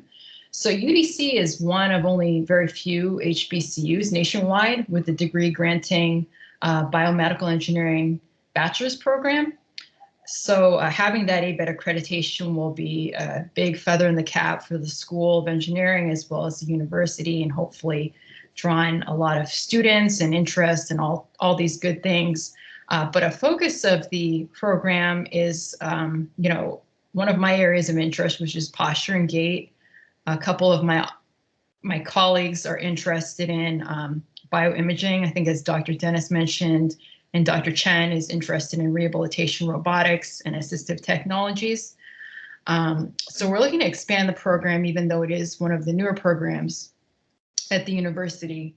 And we do offer our students a lot of hands-on exposure, like working in the lab with the equipment you saw, and also working with actual human participants, workshops and outreach, several new courses in biomedical engineering to give them kind of a contemporary outlook on the field. So a lot of things going on. So here, I'm just gonna probably glaze over this a little bit. As I mentioned, I focus in a lot of different areas of human participants, but one area that's been a major focus of the lab to date is aging-related investigations, and that's driven by the need. There is a large growing aging demographic in the US, but also worldwide. And so there's a need for looking at different devices and technologies, but also looking at different methodologies to help with people's balance and to prevent falls, and also to encourage having balanced confidence. A lot of times people that are older have a fear of doing certain activities because they're afraid they're going to fall. So this is just showing some of the projects through NSF, NIH, and also the DACL that we've worked on. I'm not going to show the whole video, but I do want to show this because it shows something called the navigator that the dean, I think, referred to at the start of the session. So here we have an actual balanced participant that had suffered a stroke, and he's getting strapped into something called the navigator, which is a multi-directional partial body weight support device. With each participant, we've actually worked with about 40 people. They underwent about 6 weeks of training. Some donned this device and some did not. 6 weeks of training doing balance exercises, standing and walking, using different information from their sensory system, so different types of support surfaces. And you don't have to read all this. This was done kind of quickly. This paper was just accepted at the end of last week and published, not accepted, published the end of last week. So I would advise my students not to paste the full abstract, but I'll just tell you what it's about. So basically, it's talking about the participants that were older, so over 65 years old, that used this navigator, a partial body weight support device, to do training. And we compared them to a control group that didn't don the device. And what we found was using the robotic enhanced their balance in terms of something called the balance error scoring system. And also it had a slight increase on their balance confidence, but more so on their actual balance performance. So that's probably not doing the paper justice. So you might have to just go ahead and look up and read it, or I can send the link for it. But basically that was published in the robotics journal the end of last week. There's other papers as well that students have been involved with, but this is one that is very recent in terms of it being out there, and I thought it would be of relevance to mention. Just briefly, we have a new facility coming to the university that's sponsored by the National Institutes of Health. It has to do with basically this NIH CO6 grant, which is to build a new facility with state-of-the-art fixed equipment. This grant's purely for construction, renovation, and equipping these laboratories with new attractive equipment to perform biomedical research. So some of the focus areas of the labs will be gait and balance, as well as assistive robotics for rehabilitation, virtual reality rehabilitation, and also biomechanics. So these are the 4 focus areas of the facility that's in progress. So we were awarded this grant in fall 2020, and we've been working on the design and submitting design reports to the NIH, following prior to doing the construction. So this is we have 5 years to build the facility. So we have to build it prior to May 2025. But we're on our way to hopefully construct it prior to then. It will lead to a distinctive and unparalleled research facility that hopefully is found nowhere else in the country, and is a national hub at UDC to do this type of research and have these types of experiments and work with a wide array of human participants. We could also work with astronauts as another population that we could work with as well. You'll see some of the equipment on the next slide. Only a few percentage of institutes that applied for this grant, a very small percentage, I think it's a few percent of institutions that applied for this grant got awarded it. So it's a big step for the university to have this, and we hope that it's something that can build a lot of new good things for the school.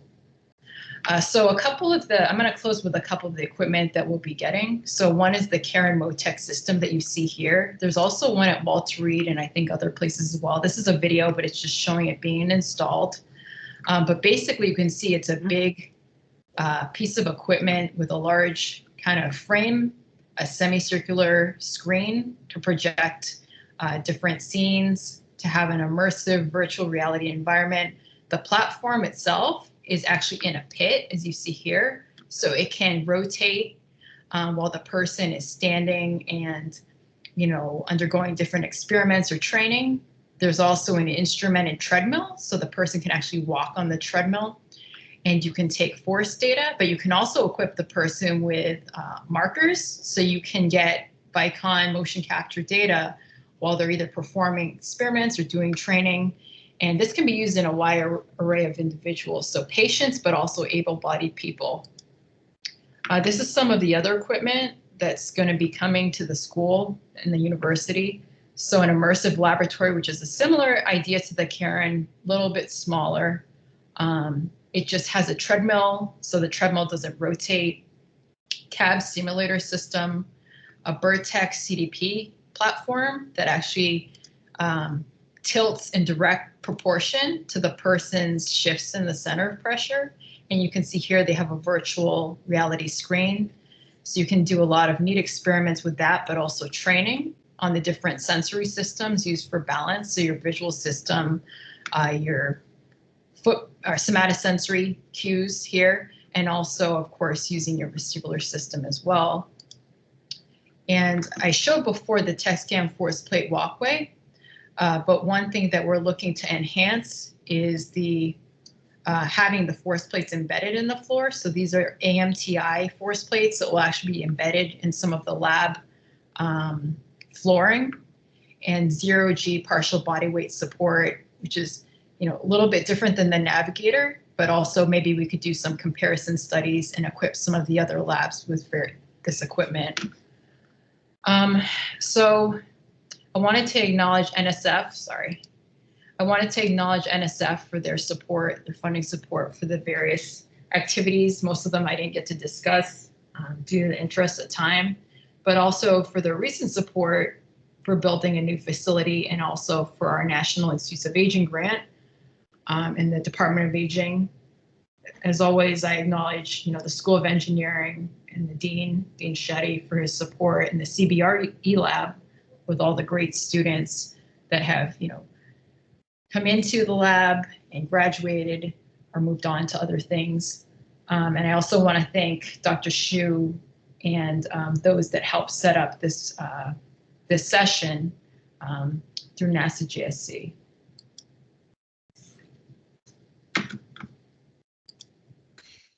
Hey, real quick, I just got a comment, Laura. You touched on so many connections that I didn't even get to. So even your work with the anthropometry and biomechanics facility, they were the group that exposed us to some of the suited considerations in our lunar applications work. But then also with the Karen system. One of the images you showed there was from University of South Florida. And we continue to collaborate on some VIS related work, actually using that motion base as a system. So lots of synergies here, and look forward to keeping in touch there. Overall, it sounds like you might even be connected with some of the neuroscience folks at JSC, or at least being with ABF is good. Yeah, so I mean, we submitted the NASA fellowship proposal. We're waiting for an official response, but I thought it would be just worth mentioning because we did have some meetings with that group and we saw that there were a lot of overlaps. Mm-hmm. And in hearing your talk, I'm seeing overlaps with the type of equipment you use and the types of studies that you do.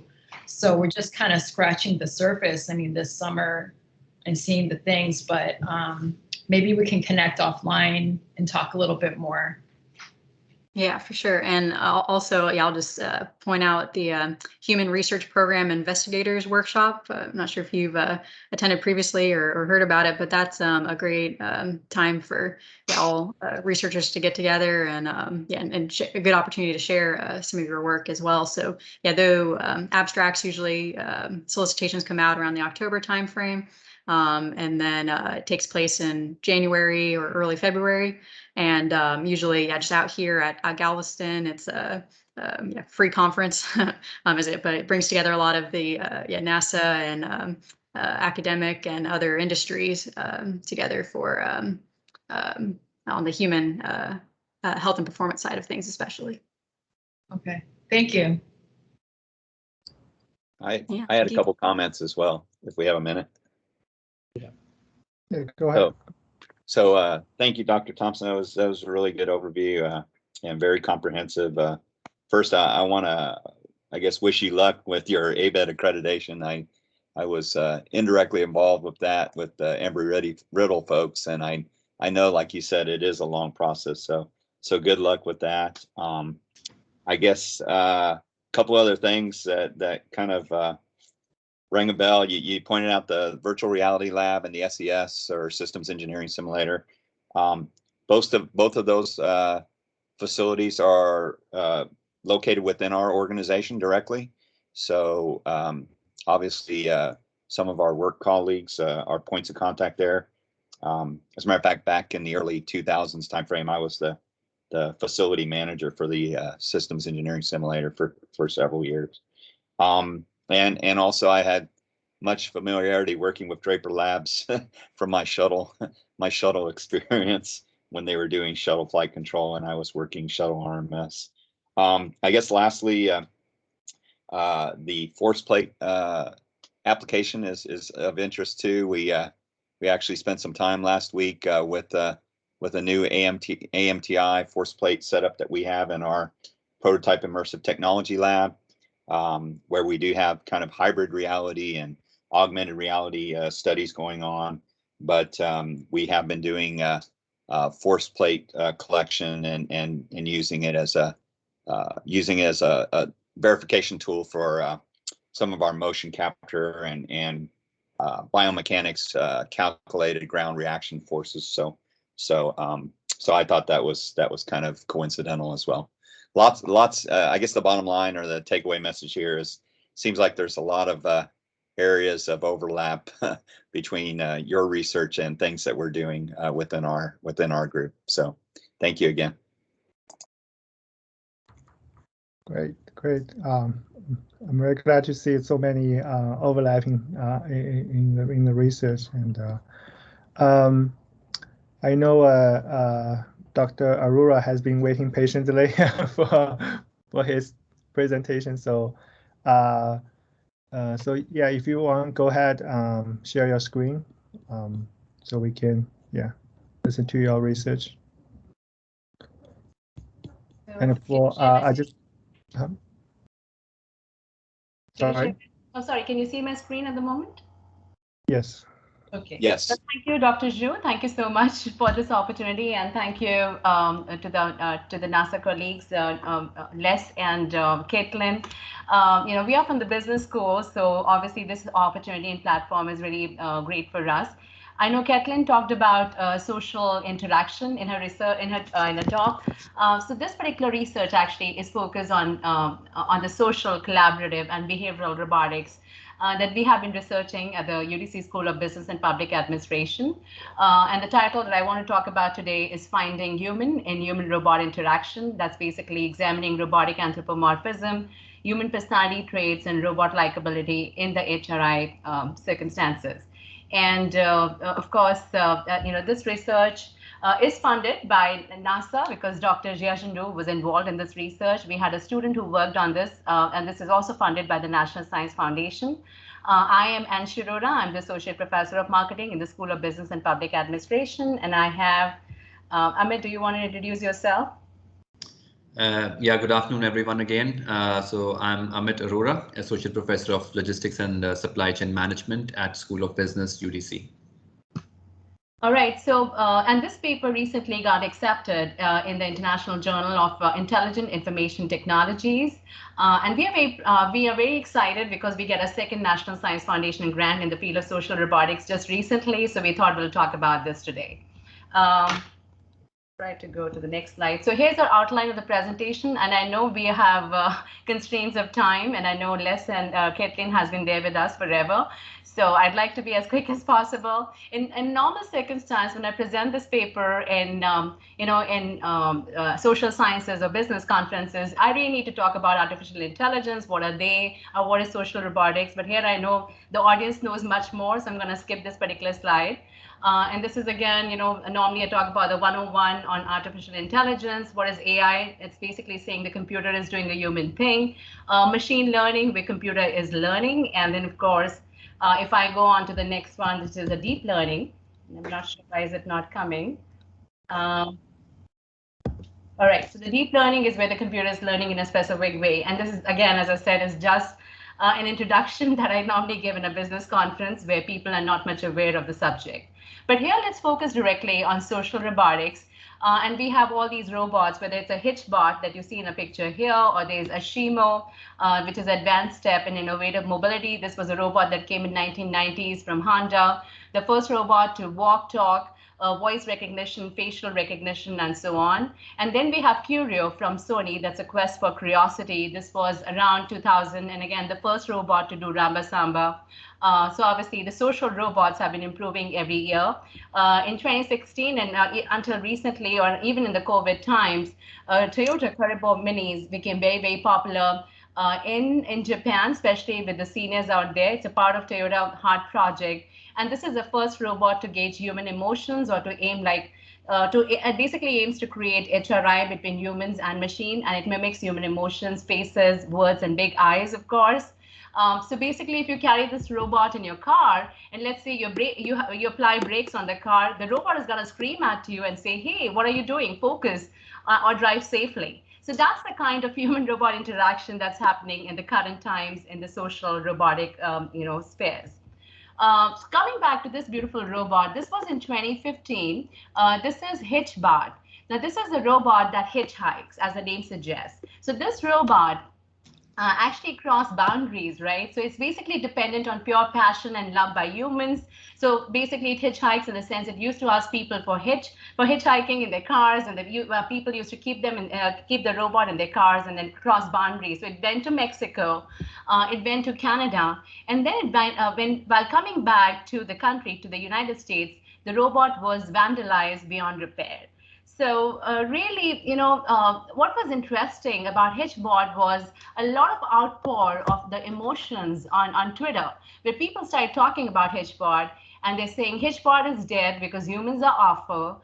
Cecil the lion and HitchBot the robot in the same week. Terrible slaughter. And I'm so sorry some awful person in my city did this to you. Please know not everyone in Philly is this terrible. So again, the big question here is, why are these informed adults who know that HitchBot is just a robot who doesn't even understand them or has any emotions, and why are they sympathizing directly with the HitchBot? So really, in the social robotics spheres, the really answer lies in the term called anthropomorphism. So what is anthropomorphism? Basically, it means that you have human-like characteristics to non-humans. So whether you have a cat or a dog, or even, sometimes people even anthropomorphize their cars, and they give names to their cars and to the dogs or to the cats, right? We anthropomorphize all the time because they behave sometimes like humans. The same with the robots. The way the anthropomorphic features work with the robots is by, when they talk with your name in it, or when they speak, and when they have those big eyes and they make those eye contact and eye gaze, and they have the facial recognition and the voice recognition. These are all characteristics of anthropomorphism. And the reason here is that we respond to social cues from lifelike machines, even if we know that they are not real. So that's where the anthropomorphism from social robotics become very important. The other subject that we tried to do in this particular research is basically the big 5 human personality traits. So we talked about extraversion, agreeableness, conscientiousness, neuroticism, and openness. from the human perspective and why they like or dislike robots. So when we talk about extroverted individuals are people who are energetic, enthusiastic, and they're emotionally positive. Agreeable individuals are people who are affectionate, altruistic, modest, and sympathetic, and they're generally agreeable to the social environment around them. Conscientiousness, as we all know, are people who are organized, they're responsible, they're reliable, they're goal-oriented, and they're very conscious of the needs around them, and they really sympathize and empathize with the world around them. Then we have neuroticism as a personality trait, and neurotic individuals are people who are tense, they're anxious, they're fearful, and they're typically emotionally negative and sad people. And then we have openness to experience, or openness, or basically open individuals are people who are open-minded, they have broad interests, they're insightful, they're curious, and people utilize these personality variables in describing themselves and others, as well as how they perceive the world around them, especially in the interaction with social robots. So in our study, the three big questions that we were investigating were, do the big 5 personality traits, which is extroversion, agreeableness, conscientiousness, neuroticism, and openness, impact robot likability in HRI situations? Will the degree of human-like robots and robots, which is basically the human-like characteristics of the robotic anthropomorphism, influence the likability of robots? And number 3, will robotic anthropomorphism influence the relationship between human personality variables and robot likability in varying HRI situations like social robotics versus industrial robotics? So we had these 3 questions that we investigated. The theory that we used was the uncanny valley effect theory, where obviously we're comparing industrial robots, humanoids, and then going to the extent of zombie, and then coming back to the healthy person, where we have this uncanny valley effect. But our research focused mostly on industrial robot versus humanoid robot. And this was a big framework that we sort of used and conceptualized. So we are using the big 5 human personality variables, which are extroversion, agreeableness, conscientiousness, neuroticism, and openness. And we're using it, basically they impact robotic anthropomorphism, which further impacts robot likability, leading to a successful HRI implementation experience for a social robot environment. We also looked at the direct results, or the direct impact of big 5 human personality variables on robot likability, and of course, robotic anthropomorphism acting as a mediator between the human personality variables and robot likability. The methodology that we used was using the X-culture data. So Amit, do you want to talk about it very quickly? Yeah, so ours was a survey-based research, and the data source was the participants in a project called X-culture. Just to briefly tell you about X-culture, it's an initiative by UNC, University of North Carolina, Greensboro. So X-culture is headquartered there, and it's a project which involves about 5,000 students every semester, and these students are scattered all across the globe, so in all the 6 continents. And you also have some organizations which are involved with, in this X-culture project. So these companies, smaller companies, which are spread all across the globe, they come up with some sort of a challenge, some international business challenge. And the participants in this project, they form sort of global virtual teams. So out of these 5,000 students, every team consists of about 5 to 7 students. And so you'll have probably two from United States, 1 from China, 1 from somewhere in Israel, 1 from India. So you have a very global team. So they form this global virtual team, and they work on these challenges which are provided by the companies. And by the end of the semester, they present their findings. And some of them even end up with research internships, with practical internships with all these different organizations. So that was our data source. And 2 sets of questionnaires were given to the participants. One was related to the big 5 personality traits that is there in a conceptual model. And the other questionnaire was related to the anthropomorphism, likability, and the HRI implementation. We got a total of about 308 usable responses. And the methodology that we used to analyze all the data was PLS-SEM, that's partial least squares structural equation modeling. It's a common tool that is used to analyze survey-based research, the responses that we got. And I think we can go to the next slide, maybe. And actually, the participants basically they interacted with social robots versus industrial robots. So here we have Seal robot. That's actually Paro Seal. Paro stands for Personal Assistive Robot, and it's like a seal, and it's really used by the by senior living and by seniors. So if you pet the robot, if you touch the robot closes its eyes and make all the good nice sounds, right, as if it's relaxing. So that's very anthropomorphic, and that's a social robot that we use in the research. The other robot that we use is an industrial robot. That's actually KUKA robot. This KUKA is actually here playing with the ping pong champion Timo Boll and actually winning. So this is, again, even though the robot doesn't have the big eyes or the mouth or the other features, which is anthropomorphic, but the way it's being portrayed as playing and being very competitive against the ping pong player, as you can see here in the depiction, is very anthropomorphic in the abstract sense of the way. So this was the industrial robot that we used for gauging the participants' likability and the successful HRI implementation. So once again, this is the model that we use. And as Amit was saying, we use partial least squares, structural equation modeling for analyzing the results. And very quickly, I'm going to jump on the results. So we have both KUKA and Paro robots, the social robots that we used here. And we found that robotic anthropomorphism was positively associated with robot likability, which resulted in HRI implementation in both social as well as industrial situation. Now, talking about the industrial robotics, where we found for KUKA robots, extraversion resulted in positive anthropomorphism. So basically, if I go back here in this particular picture, for the industrial robots, extraversion was very important, and that resulted in a positive anthropomorphism. That means the extroverted individuals always anthropomorphize their robots first, which means they give them the names and they talk to them before they like them. And then that results in likability, which further results in successful HRI implementation. If we look again on the other results, so for KUKA robots, again, agreeableness resulted in positive robot likability, while neuroticism resulted in negative robot likability. Conscientiousness and openness did not exhibit any significant relationships with either robotic anthropomorphism or robot likability.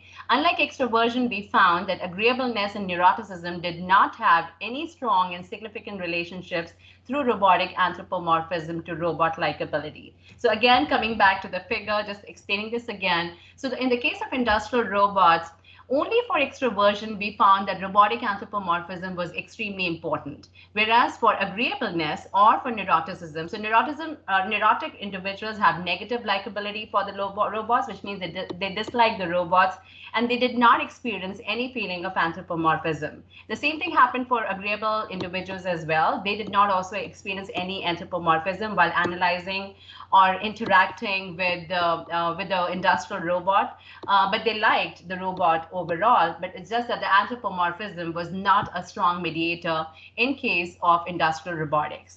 On the other hand, when we talk about the social robot, that was the Paro, the Seal robot that we use, we found all the important personality traits, basically extroversion, neuroticism, agreeableness, they were related first to anthropomorphism, and then it resulted in robot likability and successful HRI implementation. So the point I'm here trying to make here is that we found that robotic anthropomorphism was a very strong mediator in case of social robots, versus in the situation of industrial robots, robotic anthropomorphism did not have any significant relationship.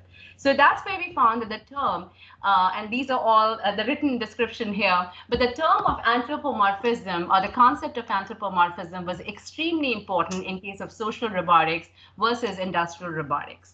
And we also found that extroverted individuals, no matter whether they were analyzing or whether they were interacting with the social robot versus an industrial robot, they had firstly experienced the feelings of anthropomorphism, and then they had likability resulting out of anthropomorphism. So again, in the research, we found out that anthropomorphism is something which is very, very, very important, especially from a social robotics perspective.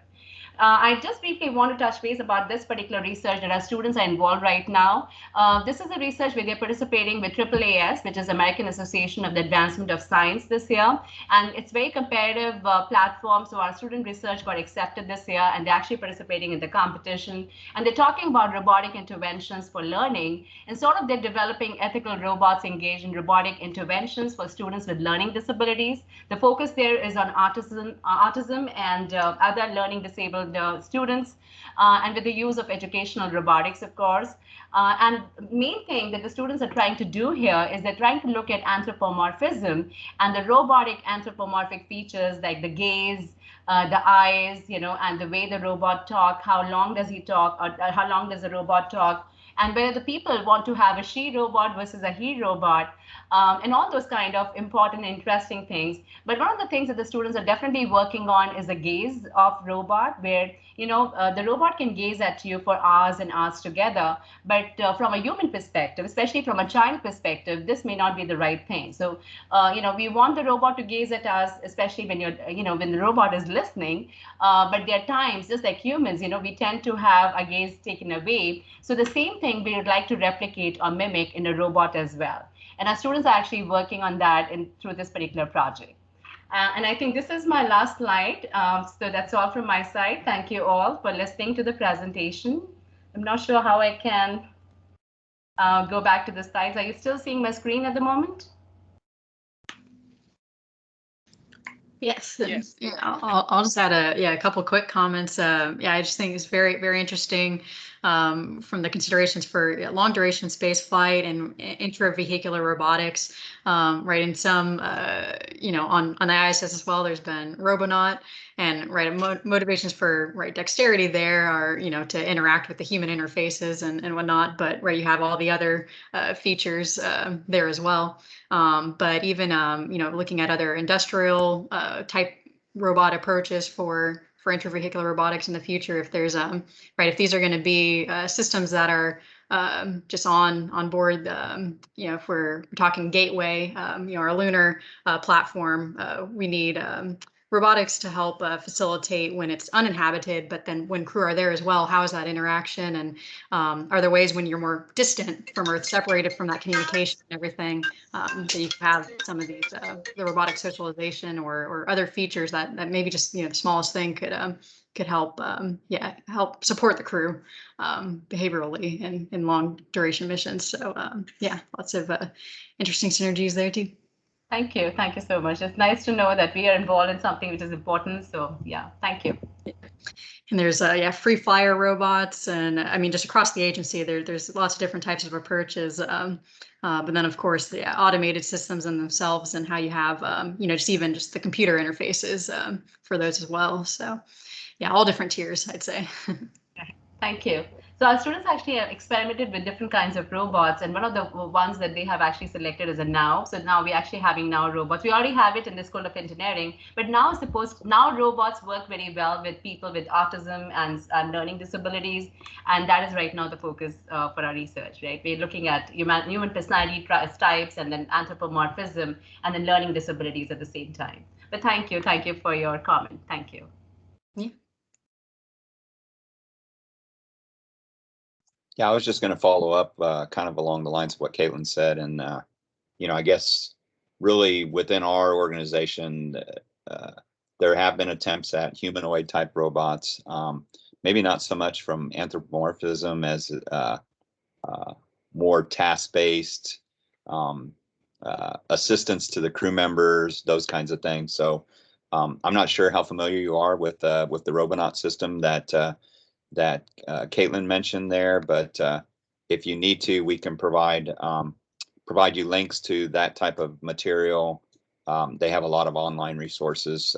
They've done a lot of outreach to lend systems to different different universities and so forth. They have another system called Valkyrie, which is a walking version of that robot, and they're not within our direct branch or in Asher's, but there's another one of our sister branches that are responsible for robotics technology development.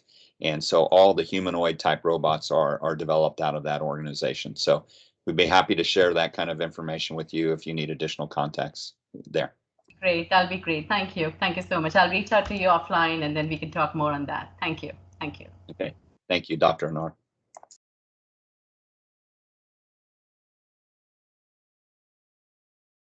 All right, great. Is there any other comments based on Dr. Rora's presentation?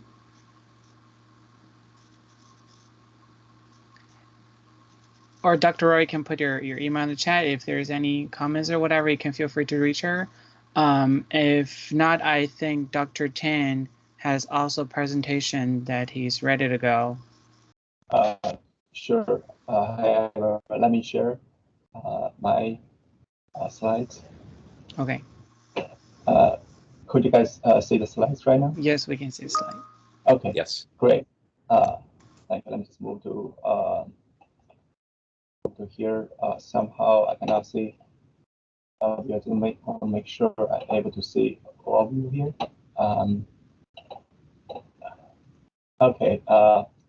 Thank you, Dr. Arora's presentation. Very interesting. It's definitely different from the kind of device I'm doing, and I think she actually focused more on the personality side, interaction side. More for myself, I'm focused on the technology side, and also in terms of type of robots. I mean, essentially, my part of the robotic research, the device we're using, not literally a robot. It's more like robot device. So this is my area, wearable robotics and biomechanics research, and I want to touch a few areas I've been doing. Dr. Chen, excuse me, sorry to cut. Now you're showing the participants of this meeting, not your slides. Okay, my bad. Okay. I have a dual screen. Maybe that's the reason. Yep. Nice. Okay. Thank you, Kevin. Apologize for that. Yeah. So this is kind of a four area I want to touch upon.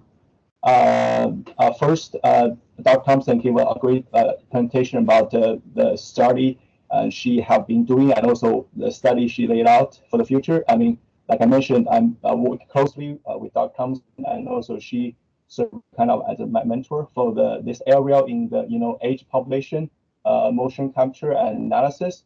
I think she's focusing on kind of developing the gait training strategies.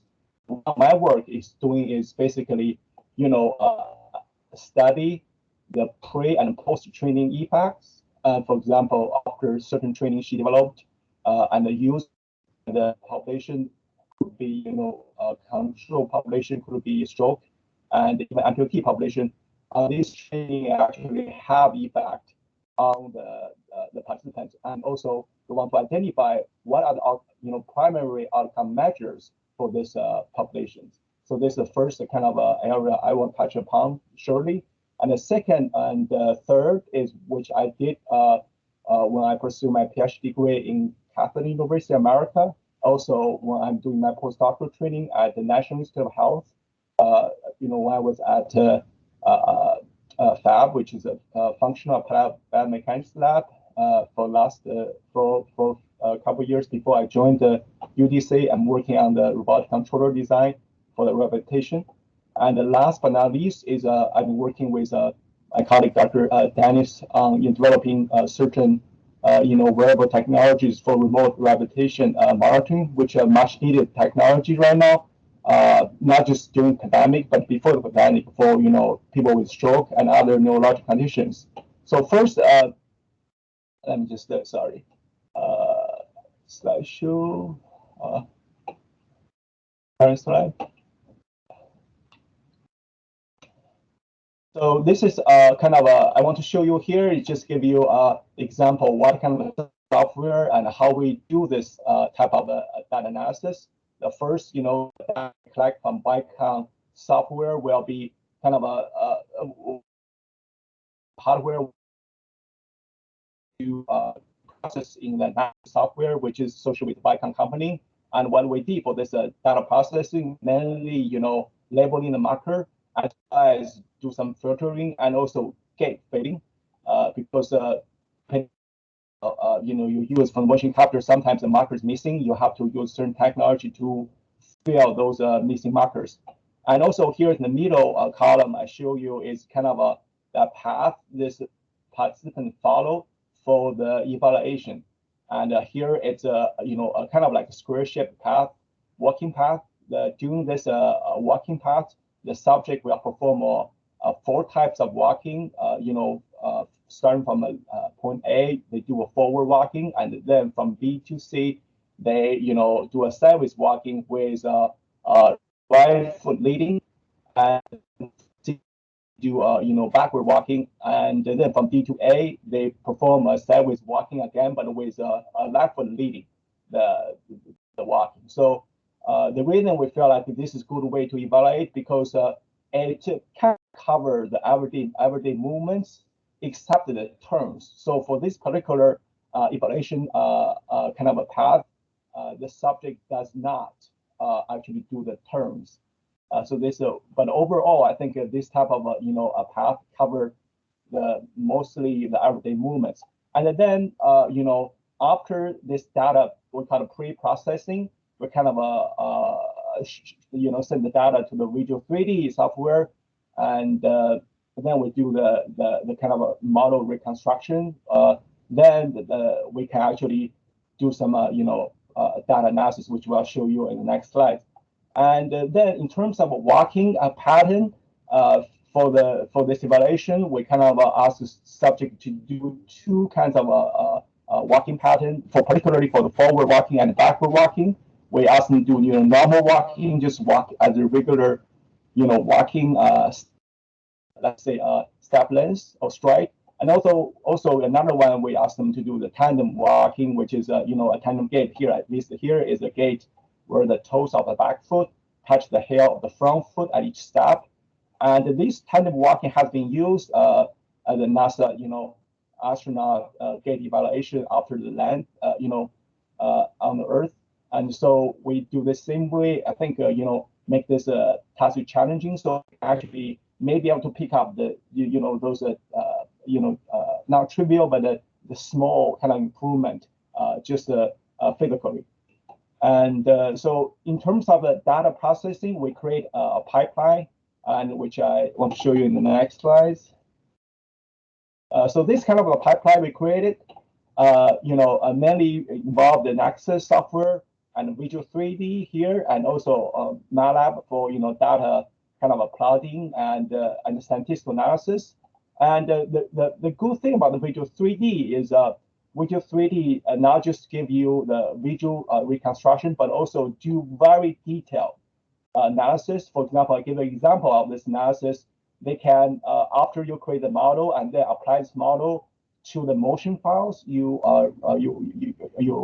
establish, they can provide you, not just joint kinematics. Here I give you the joint angles at both left and right leg, respect to the gait cycle, but also they give you a spreadsheet associated with their spatial temporal measures, such as gait speed on each leg, on each segment of the walk. Because if you remember previously, this walk is a little complicated from the complicated, which is different from the regular straight line walking. It has 4 elements, so I can break down based on the event I was able to identify during this competition of a model-based data.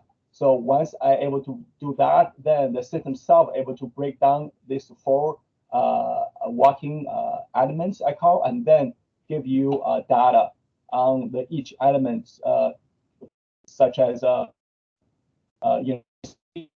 symmetry and cadence, etc.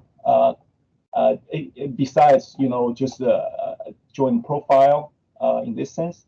And the tricky part for this project is essentially it's about I want to show you is create this event data, because like Dr. Thompson mentioned, is in our next step is getting the force plate. So when we conduct this, when actually she conduct this data collection, and we don't have a force plate being implemented on the ground. So for me, technically, I have to use a certain threshold to identify the gait event, such as heel strike and the toe off.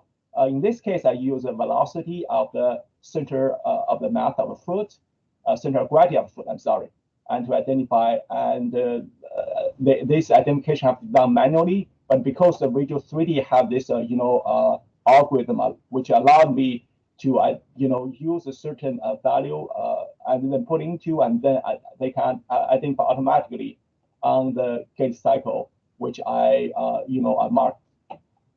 So, and then later on, I'm able to, get all this events data to the MATLAB, as well as, the EMG data, which we collect initially, through the Next software, and then also they can be, sent to the MATLAB, pipeline, and then be able to produce the joint angle and the muscle activity, plots, and also scientific analysis.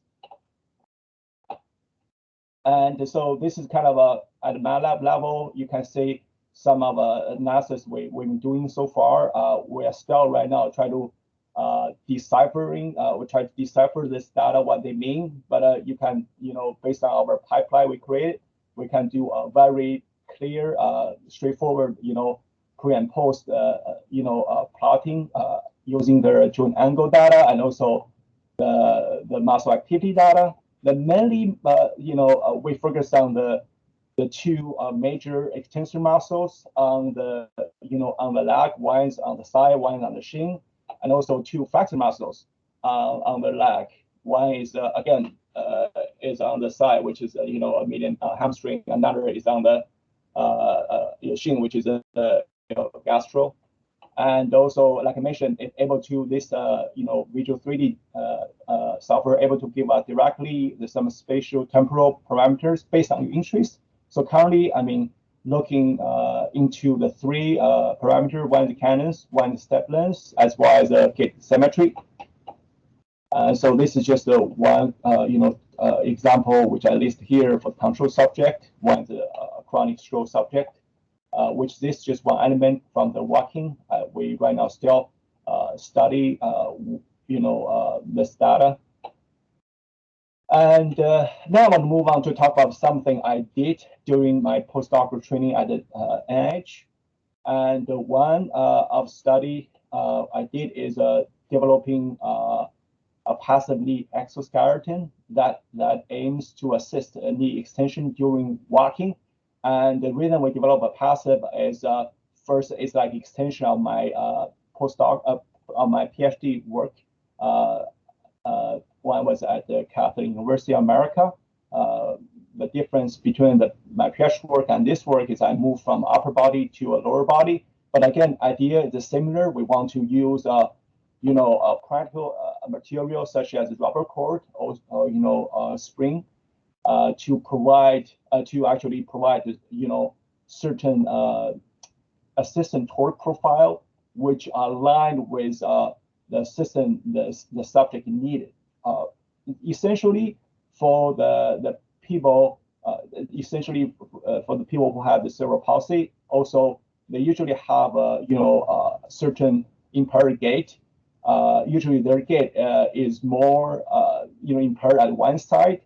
And there's one particular gait impairment called quad gait, which is associated with excessive knee flexion.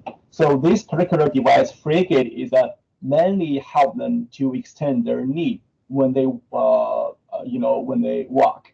The reason we want to extend the knee is essentially as you're able to extend your knee, you will have a little higher posture structure, and this basically help you walk more efficiently. In other words, when you walk, you can walk a long distance without having fatigue.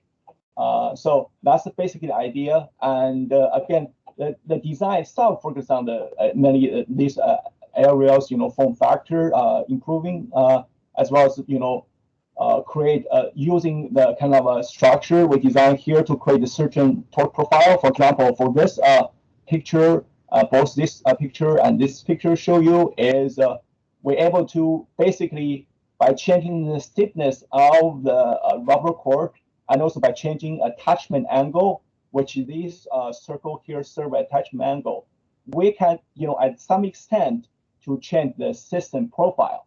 And this is actually the tool profile we want to provide to the participant with the cerebral palsy.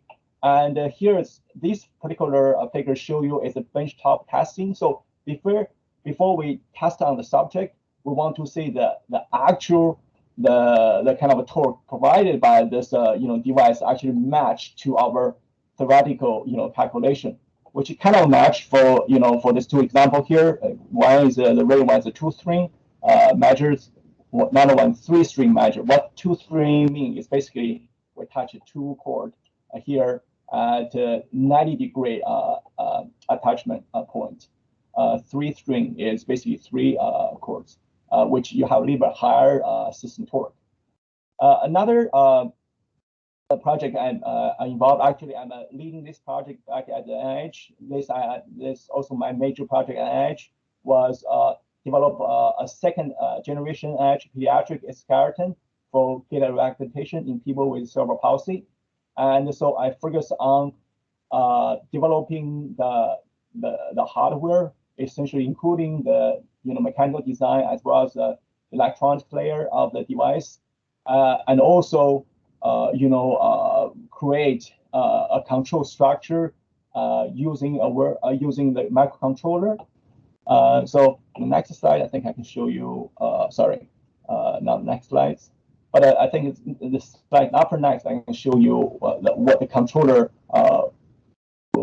we worked on. Right now, I'm currently still a volunteer for this project. I can expand even more kind of controller side of this device.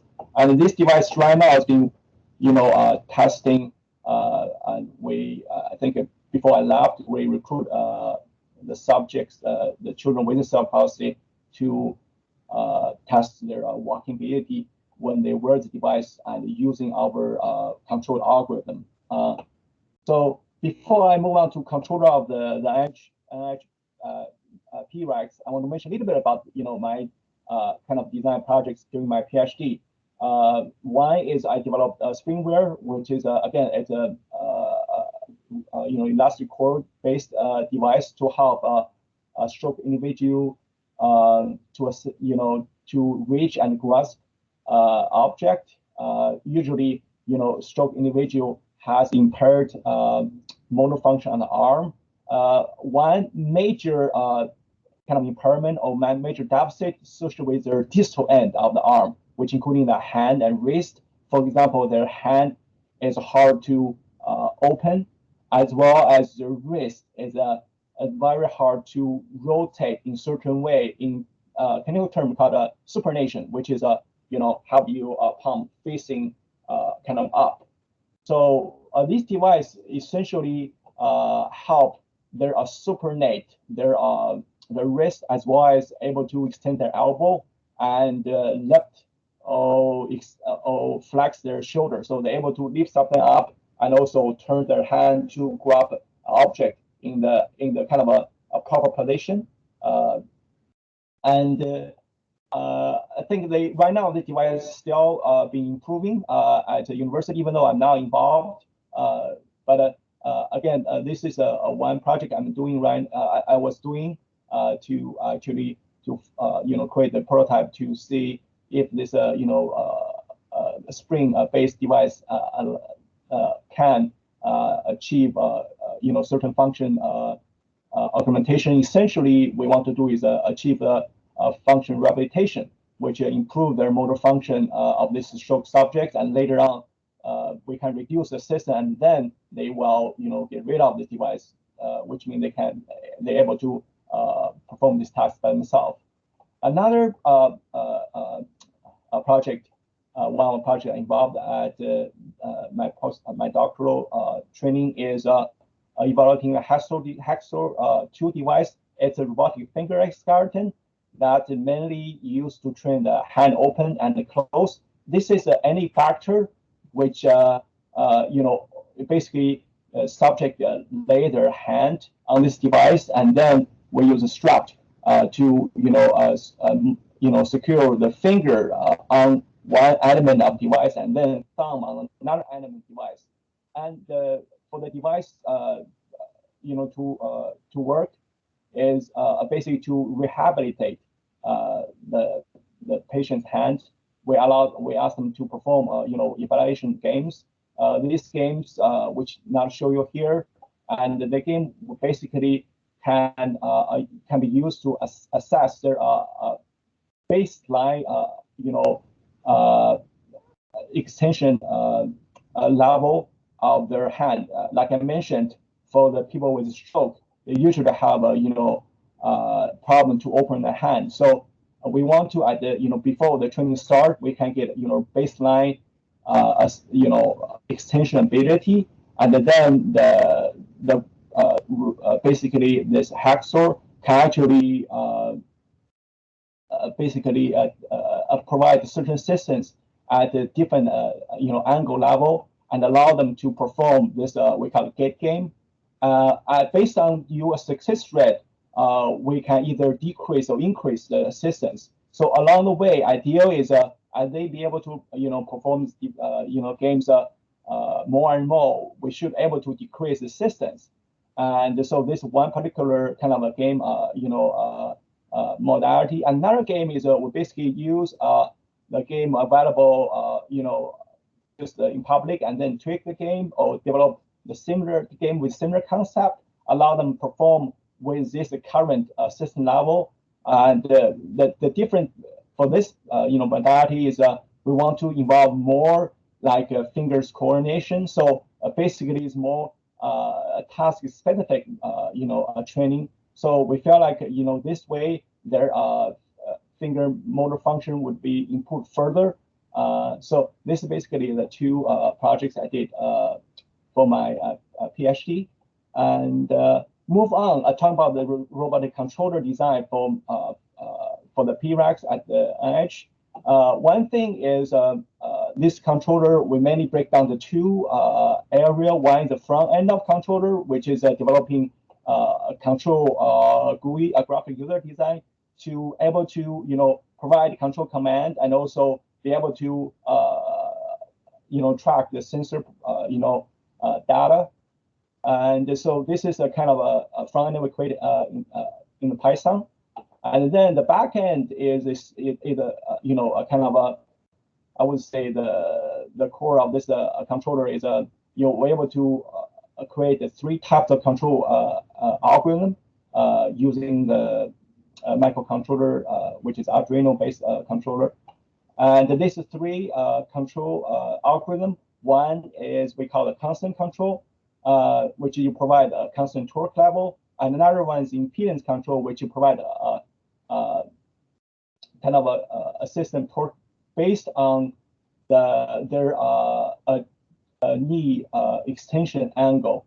And we want to create this kind of virtual wall. Is during this knee extension profile, we only allow the individual who wear the device a certain degree of error. If you go, above this, shaded area, and then the robot will stop you. So basically, you're only allowed to move along a certain prescribed knee angle profile for the knee.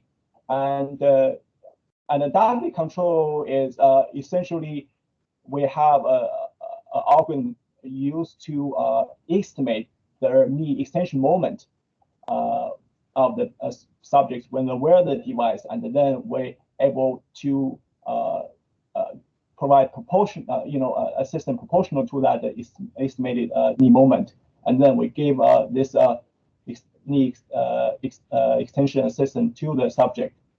And in terms of this control algorithm, why we want to do that is because we realize, if you look at the top of this figure, is if you look at this blue colored leg, which is your right leg, for the people with the cerebral palsy, essentially where do they need assistance? They need assistance essentially in the middle part, middle face of the stance. What the stance means is of this right foot, when they touch the ground, this is called the stance face.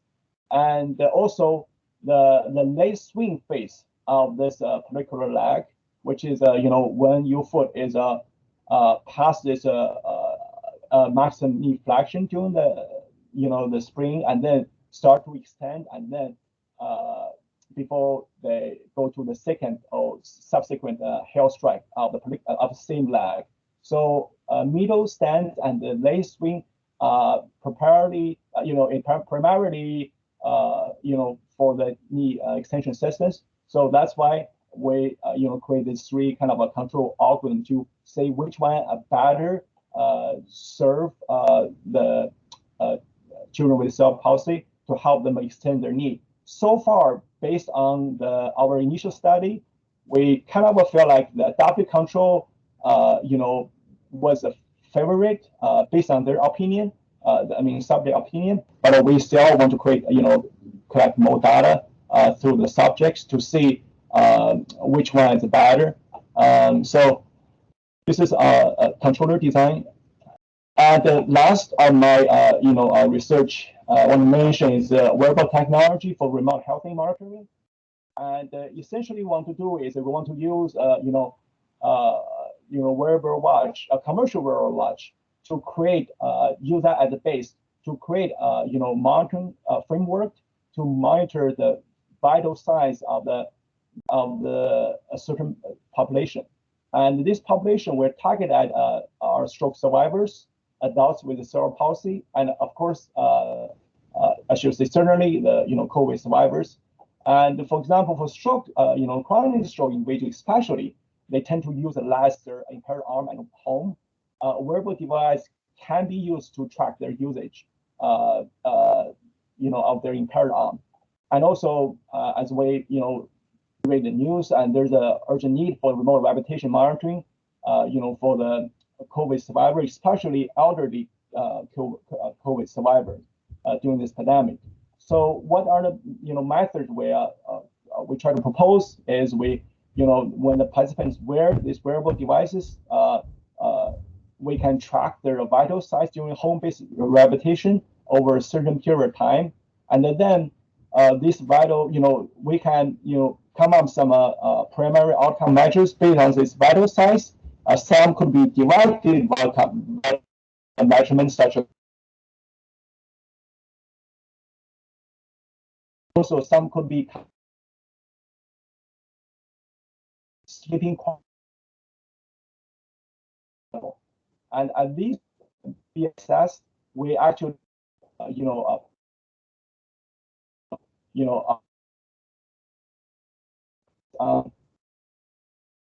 mechanism. Sorry to cut. Your voice is now in and out a little bit. I'm not sure, is that only me or?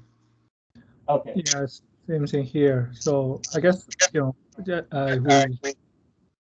think we over time for our guests. So Dr. Chen, could you just wrap it up? In a few minutes. Sure. Yeah. Sure. Thank you, Dr. Shi. So basically, we want to propose this algorithm, which is a decision-making based on algorithm, and use that to support the evaluation of a clinical specialist on the participants' recovery level on regular basis.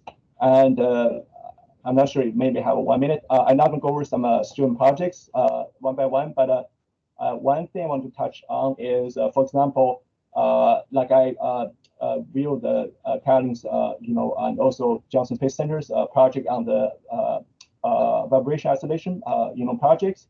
I think this idea, can help us develop the next, generation of the tremor suppression device for the people with the Parkinson disease. So this is one of the senior capstone project I've been working with Dean Shetty, Dr. Thompson, and we try to create this tremor simulation platform, as well as use this platform to create to build the tremor suppression mechanism. So far we did some simulation on using Simulink, and use this filtered X MMS algorithm on the software level. But in the end, we want to actually build the actual suppression device for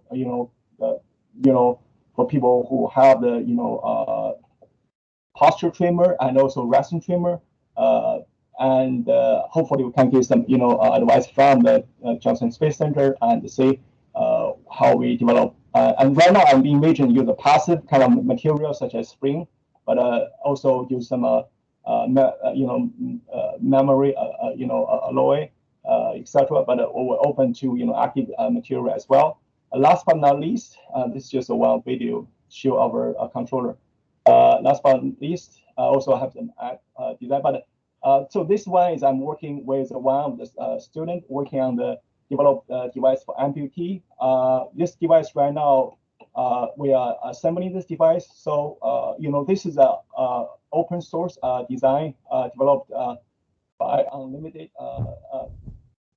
organization. And for this device, we want to do is we want to basically create our UTC version, and so allow the amputee individual to perform certain daily activities independently. So currently we are still in the process. It's all printed. And the one thing about this material is PLA, which even though I'm working in the 3D area a little bit, but the PLA material is something new to me. So the interesting about PLA material is it's a thermal thermal material. So for example, this is the forearm of the device. Once you submerge in warm water, it's able to deform, reform to the way you want. So this material serves the purpose for this project. So right now, once we assembled and we collaborate with George Washington University, they want us to show them how devices work with the subject. But overall, I think I had a great experience at University of Columbia working with all the faculty and also students. And there's some references.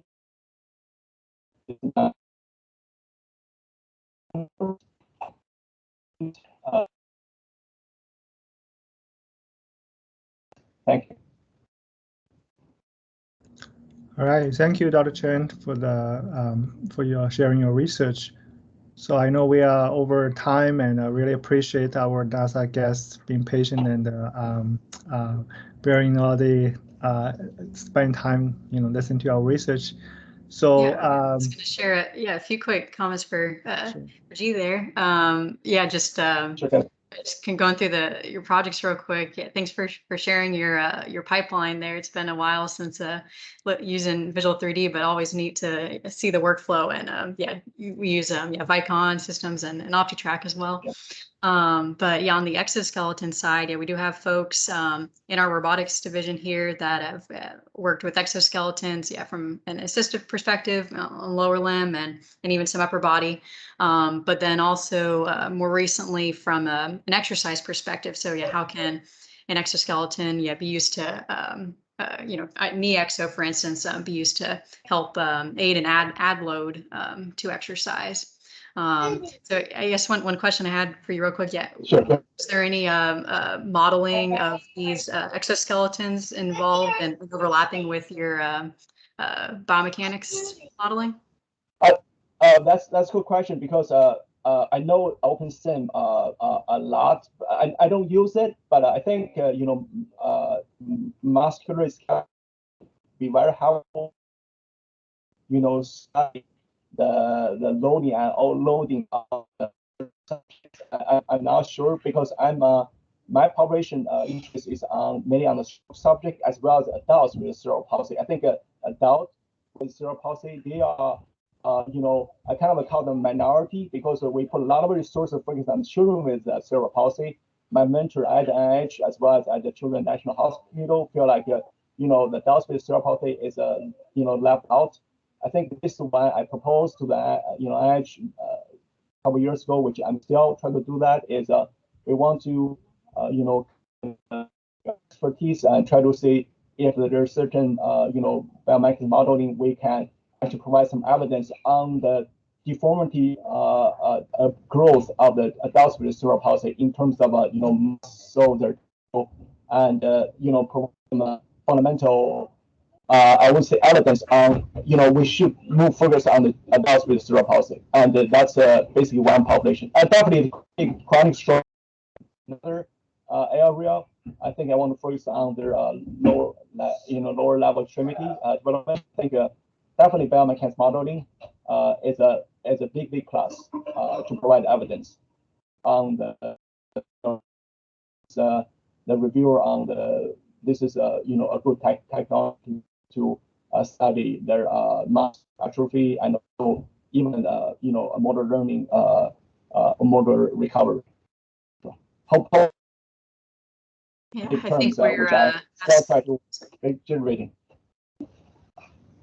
Yeah, I think we're asking some of the same questions ourselves right now with respect to shoulder torics, as you mentioned, and then right, a question of I mean, you say that all evolves to study of atrophy and maintenance of the body, and also just fatigue is a question, right? How do you account for those effects? And so interesting. You have your test fed both for kind of that joint angle verification, but then a lot just from the subject kind of feedback and your own sensor monitoring during that testing. So very interesting. Thank you.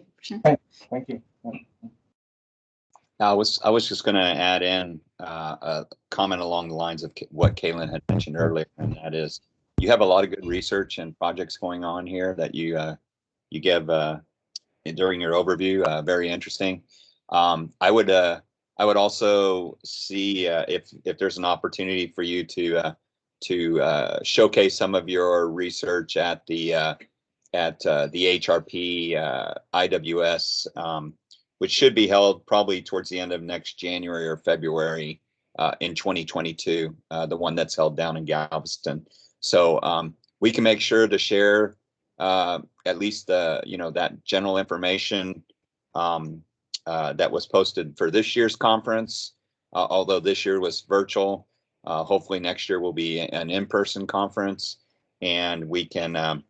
I would suggest that for everyone here online to especially those that are doing work in this kind of biomedical and biomechanical field. So.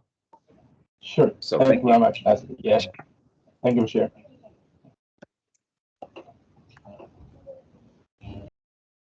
Great. Thank you for all the great discussions here. Any questions or any additional comments?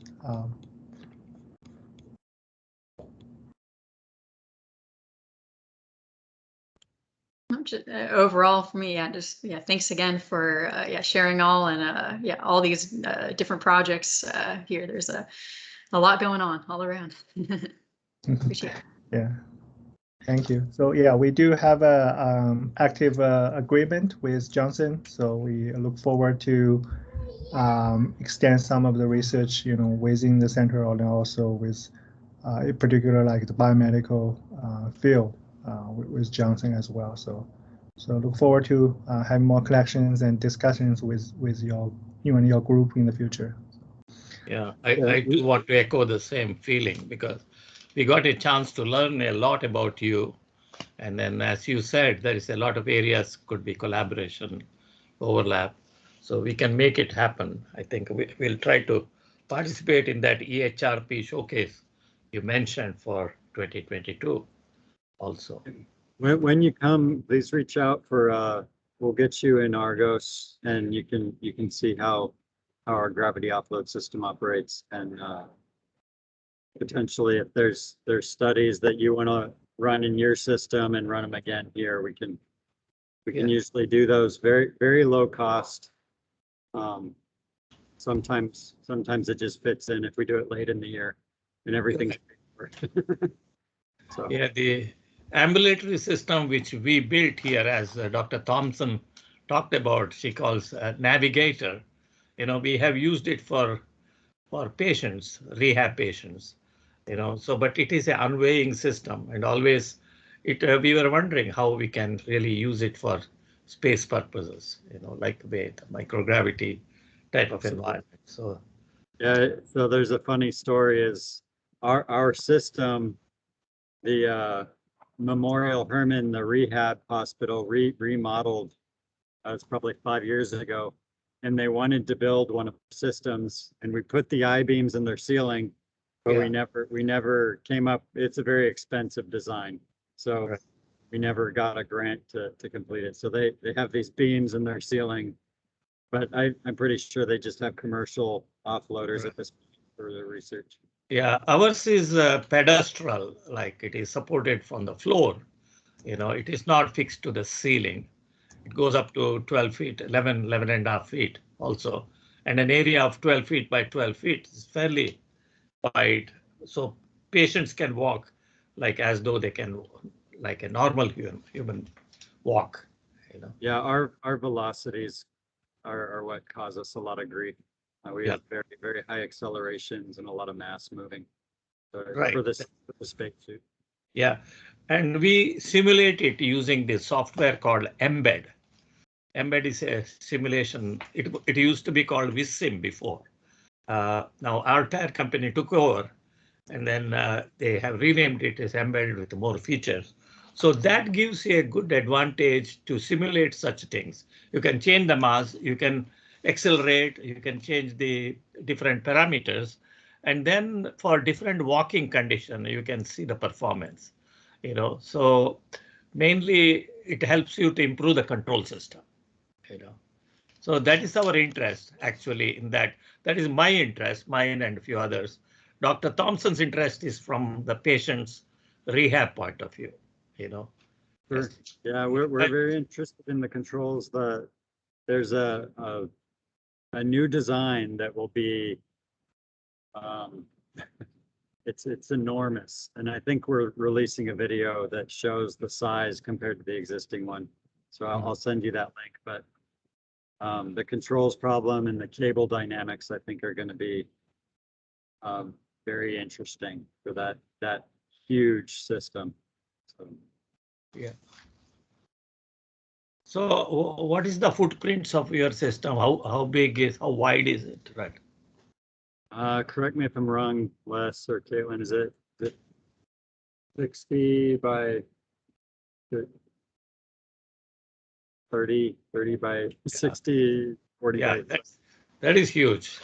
but it's the new one is 300 feet, much bigger, by 60 feet by, I think it's probably 40 feet tall. So okay, they're going to make a very large 3-bridge system for training on the moon. Right. And you are controlling all these extra masses in that at high speed. Right. Yeah, I can imagine the control. Really. Yeah.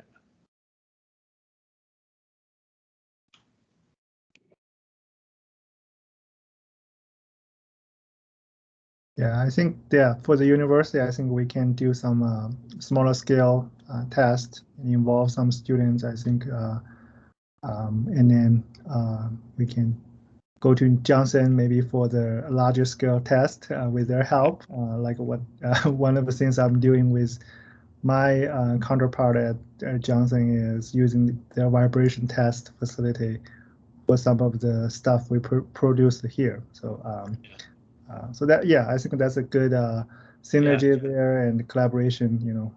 Yeah, students can do initial work here with a small system, and if they get summer training in Johnson, you know, perhaps they can apply it to another large application.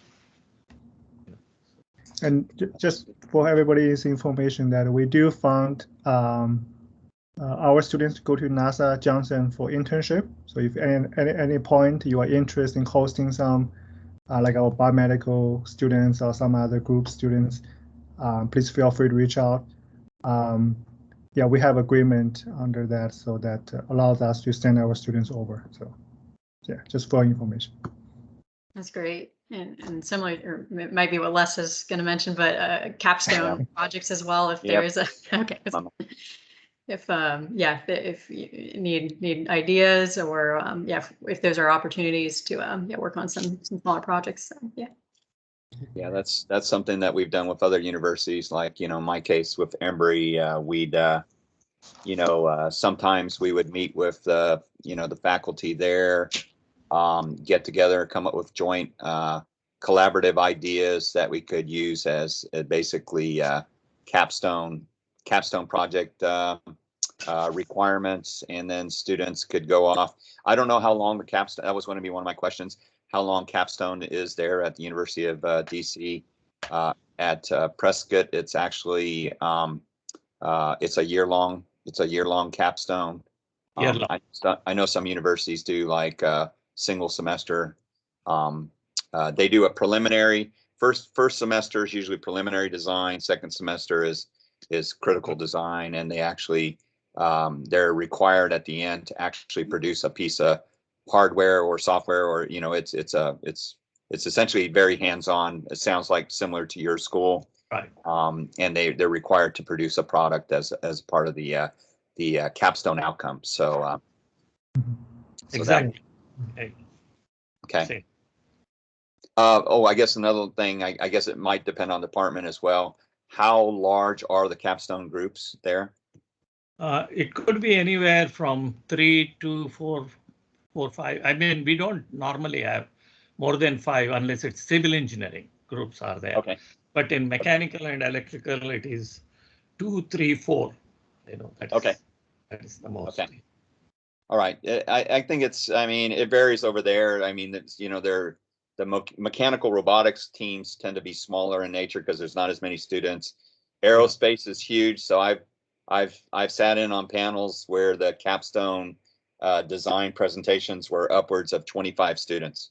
And so in that case, they actually, it's kind of sad, Asher, you'll laugh at this, but they actually have to create project management structure within their capstone team. So they'll have a project, kind of a project manager, a deputy project manager, and then for each of the subsystems, they'll have subsystem leads, deputy leads, and they have this big, the first thing they'll do is they'll put up their org chart with this entire big thing for this large group. And so it can be very complicated. But one thing that they've also done more recently, which was based on some feedback that I had given, they've started to make it to where the capstone projects are becoming more cross department, interdisciplinary. Because one of the things that I noticed was, for example, in aerospace, it was strictly just aerospace students, and then it was hard for them to get mechanical design support or electrical or software, especially software. Software was always a kind of a hindrance. So now they've actually started to reach across different departments and making their capstone projects interdisciplinary, so that there are actually multiple students from different departments contributing to a single capstone. So I don't know if that's a similar approach that's being taken there at your school. But yeah, I mean, not all of them, but there are some groups which are multidisciplinary, where there is a mechanical student, bioengineering student, and electrical students. They don't interface with the civil engineers, but these 3 groups, they do that. But it is not like a mandatory that it has to be multidisciplinary. Like a lot of are just mechanical alone, electrical alone, so. But we encourage multidisciplinary activities. Yeah, I think that's the right answer. So thank you very much. Appreciate that. Yes, thank you. So I think Dr. Chen has supervised some biomedical capstone project before, because biomedical engineering is currently within the Department of Mechanical Engineering. So I'm teaching the mechanical engineering capstone. So we have worked together, supervised joint teams, those kind of scenario. And also, Shadi mentioned that we have worked with electrical engineering in particular previously. So yeah, so it depends on the needs. We can definitely work out a plan, for different teams to be involved. Yeah. And Caitlin, that was the same at your school, right? Where biomedical kind of was co-aligned with mechanical. Yeah. I think until they, and now joined with medical too, I think. So yeah, it kind of, evolves. Yeah. Great. Well, that's a lot of great discussion. I know it's way over your promised time to us, so we really appreciate that. And I hope today's discussion will lead to many opportunities for collaboration between us. So I really appreciate everyone, and also my colleagues for staying with in the session and presenting their research.